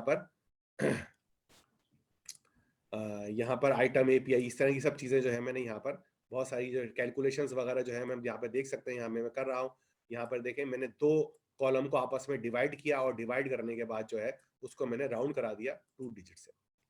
तो ये सब चीज़ें बताने का जो मकसद है वो सिर्फ ये है कि ये जो चीज़ें हम पढ़ रहे हैं इनके जो है वो बहुत ज़्यादा जो है वो प्रैक्टिकल फंक्शंस या बहुत सारे जो है वो प्रैक्टिकल क्या कहना चाहिए, प्रैक्टिकल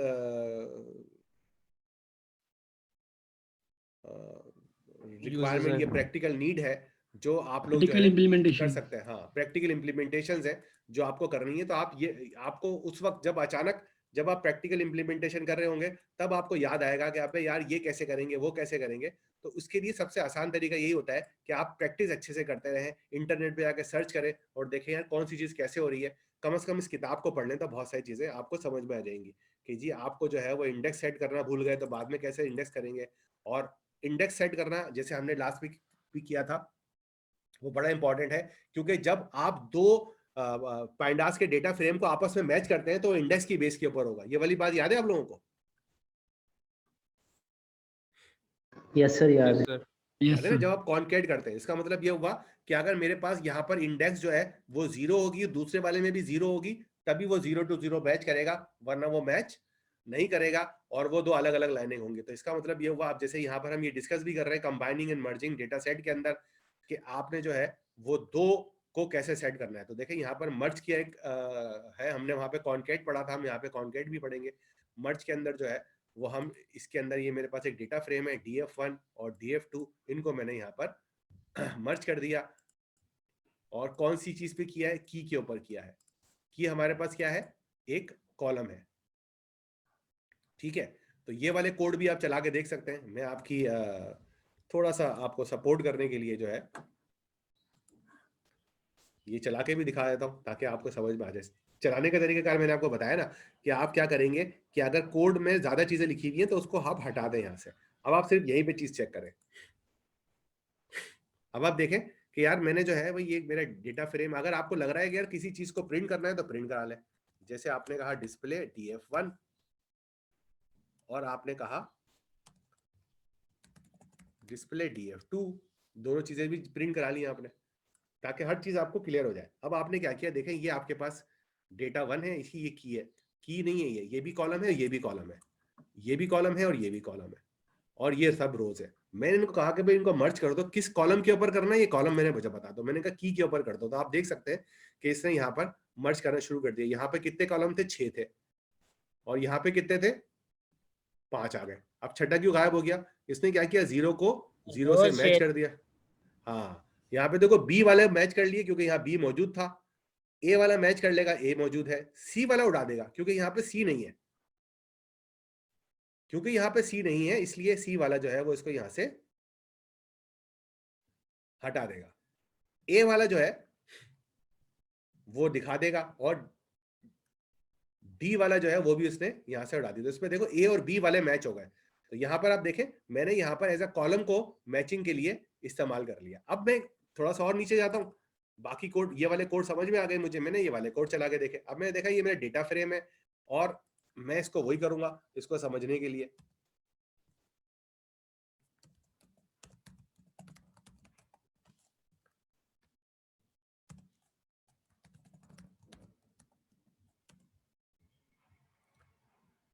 df4 सही है।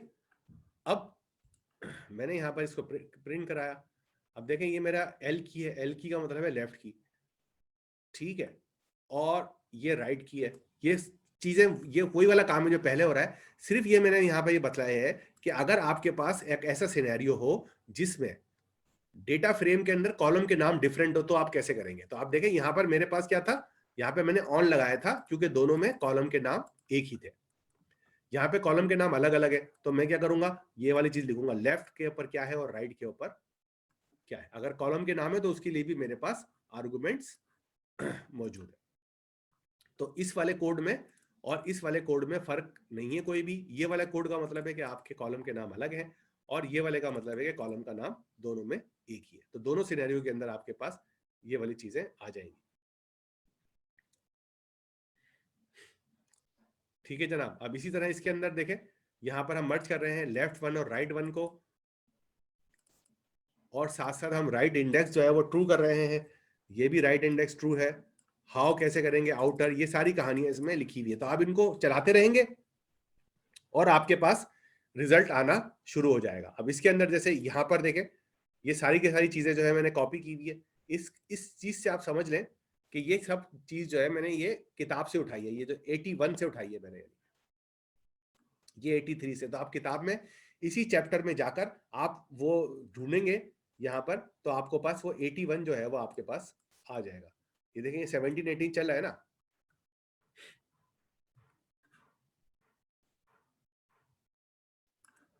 देखते हैं 81 मैच कर रहा है या नहीं कर रहा। ये कहाँ गया भाई 81, ये तो कुछ और है।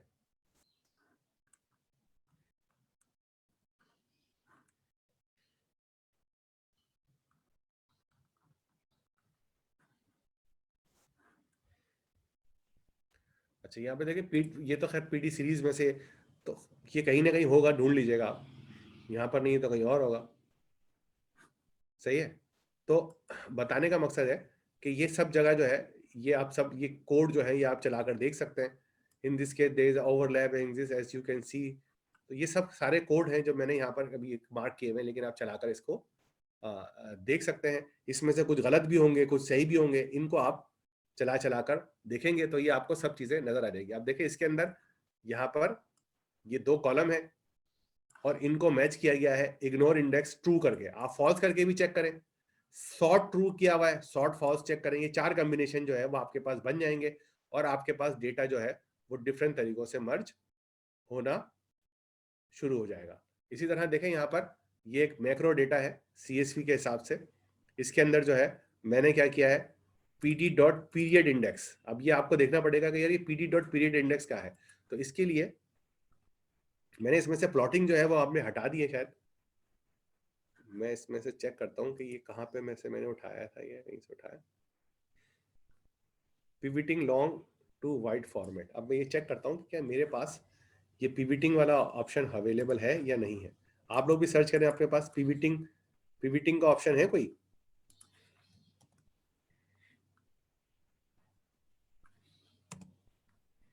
हाँ बिल्कुल मौजूद है। हाँ बिल्कुल ठीक है ना। तो ये आप पिविटिंग लॉन्ग ऑप्शन मौजूद है मेरे पास। इसके लिए जो है मेरे पास ये डेटा आप लोगों के पास ऑलरेडी शेयर हुआ होगा, ये आपने उठा लिया। अब इस किताब के अंदर आप जाकर पिविटिंग लॉन्ग ऑप्शन शेयर के अंदर अब आप जाकर देख सकते हैं कि इसके अंदर सारी डिटेल जो है वो क्या दी हुई है। इन common way to multiple series data so called long format so long. इसके अंदर एक जो चीज है, we will look at the period index a bit more closely in chapter 11। ठीक है। In short it combines the year and quarter column to create a kind of time interval type. ये चीज जो है वो इसी चैप्टर के नीचे लिखी हुई है यहाँ पर। ठीक है। तो आप वहां से जाकर इसको पढ़ सकते हैं। तो इसके अंदर आप ये चीज देख भी सकते हैं कि इसके अंदर मेरे पास डेटा ईयर है और ये क्वार्टर है। तो इसने क्या किया कि आपके पास जो पिविटिंग इंडेक्स की मदद से जो पीरियड्स हैं,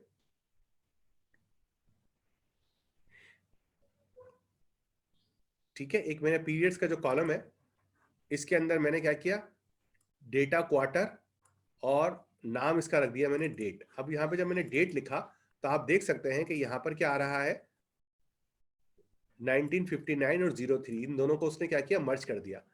1959 010 0331 और इसको उसने कन्वर्ट भी कर दिया डेट में। नहीं समझ में आई, मैं बताता हूं दोबारा। पीरियड इंडेक्स क्या करेगा कि ईयर के लिए इसने डेटा ले लिया, क्वार्टर के लिए क्वार्टर ले लिया और उसका नाम रख दिया डेट। तो उससे क्या करेगा कि वो यहां पर देखें डेट्स खुद जनरेट कर रहा है।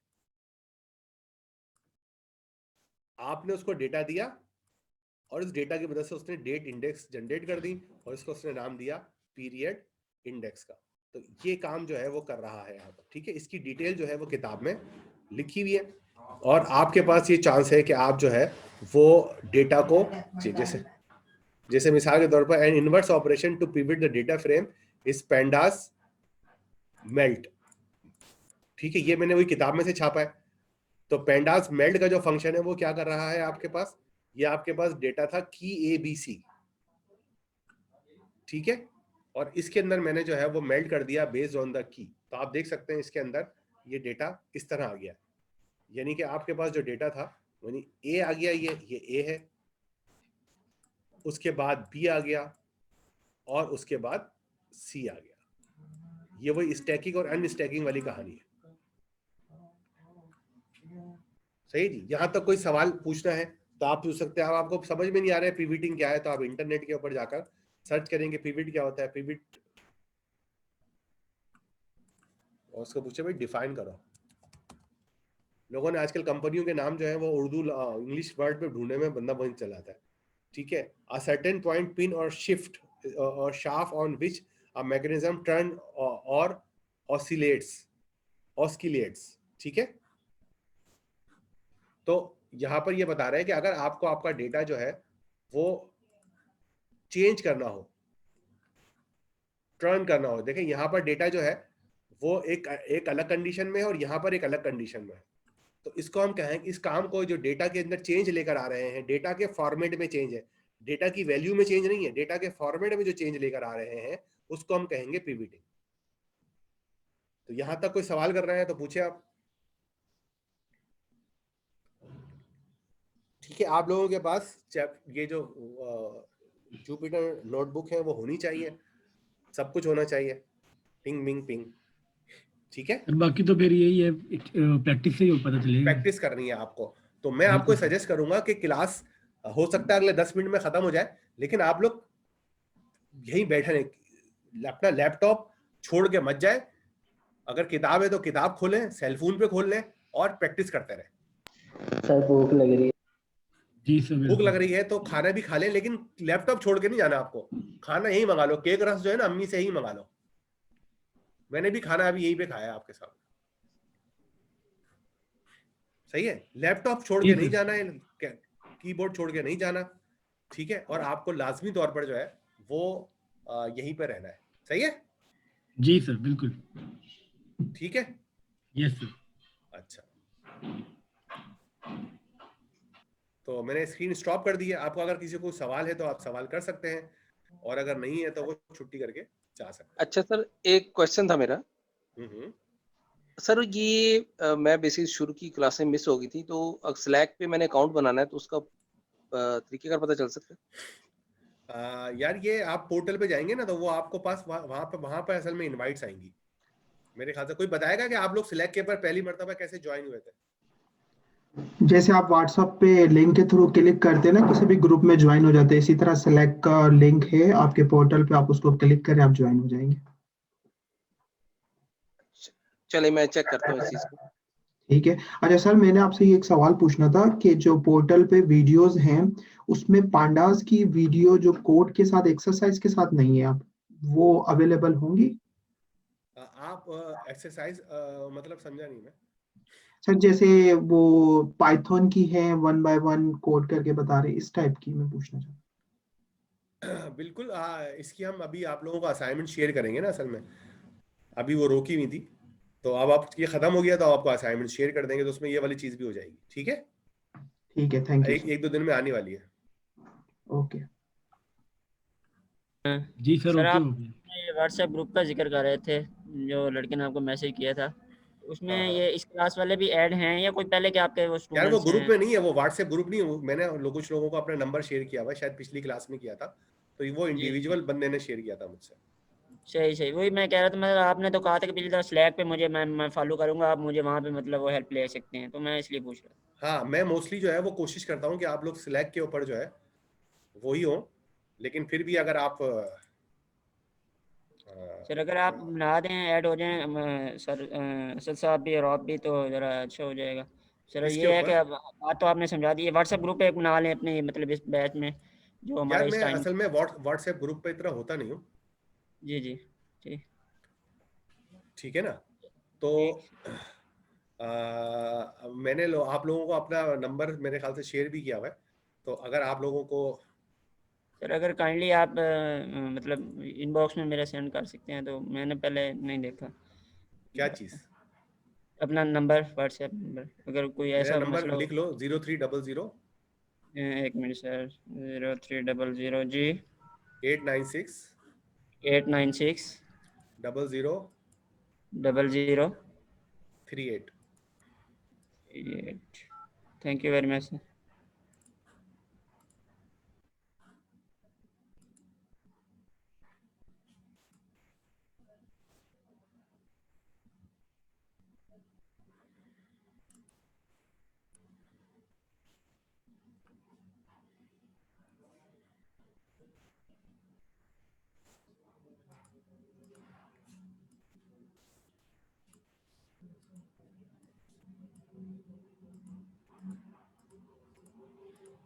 एक और क्वेश्चन था सर मेरा। सर वो आपने ना फाइल वो शेयर के मतलब हम काम कर रहे थे, वो आपने चेक्स लगाए थे मतलब चेक करने के लिए कि कहाँ पे रेट ऑफ होगा, डॉट होगा, तो मतलब ये उसमें है क्या वेबसाइट डेवलपमेंट कर सकते हैं तो वहाँ पे भी यूज़ हो सकते हैं ना ये चेक्स, कि हाँ बिल्कुल। अगर यूज़र इंटर कर रहा है तो उसमें वो चेक हो जाएगा कि ये चीज़ इंक्लूड है या नहीं है। पासवर्ड एग्जैक्टली यही चीज़ ही होती है I think at the back and वो हो रही सही होती कह है, रहे मतलब यूज़र को तो नज़र नहीं आ रही।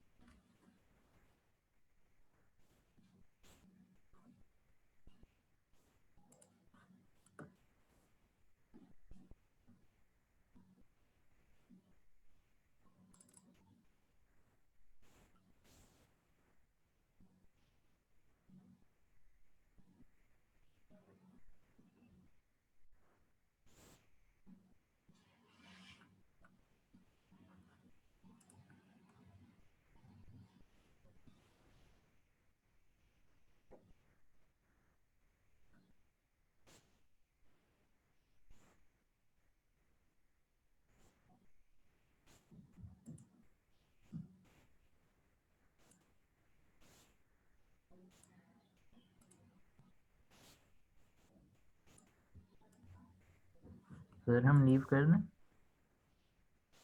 हाँ ठीक है, चलो ठीक है, ओके लीव करते थे।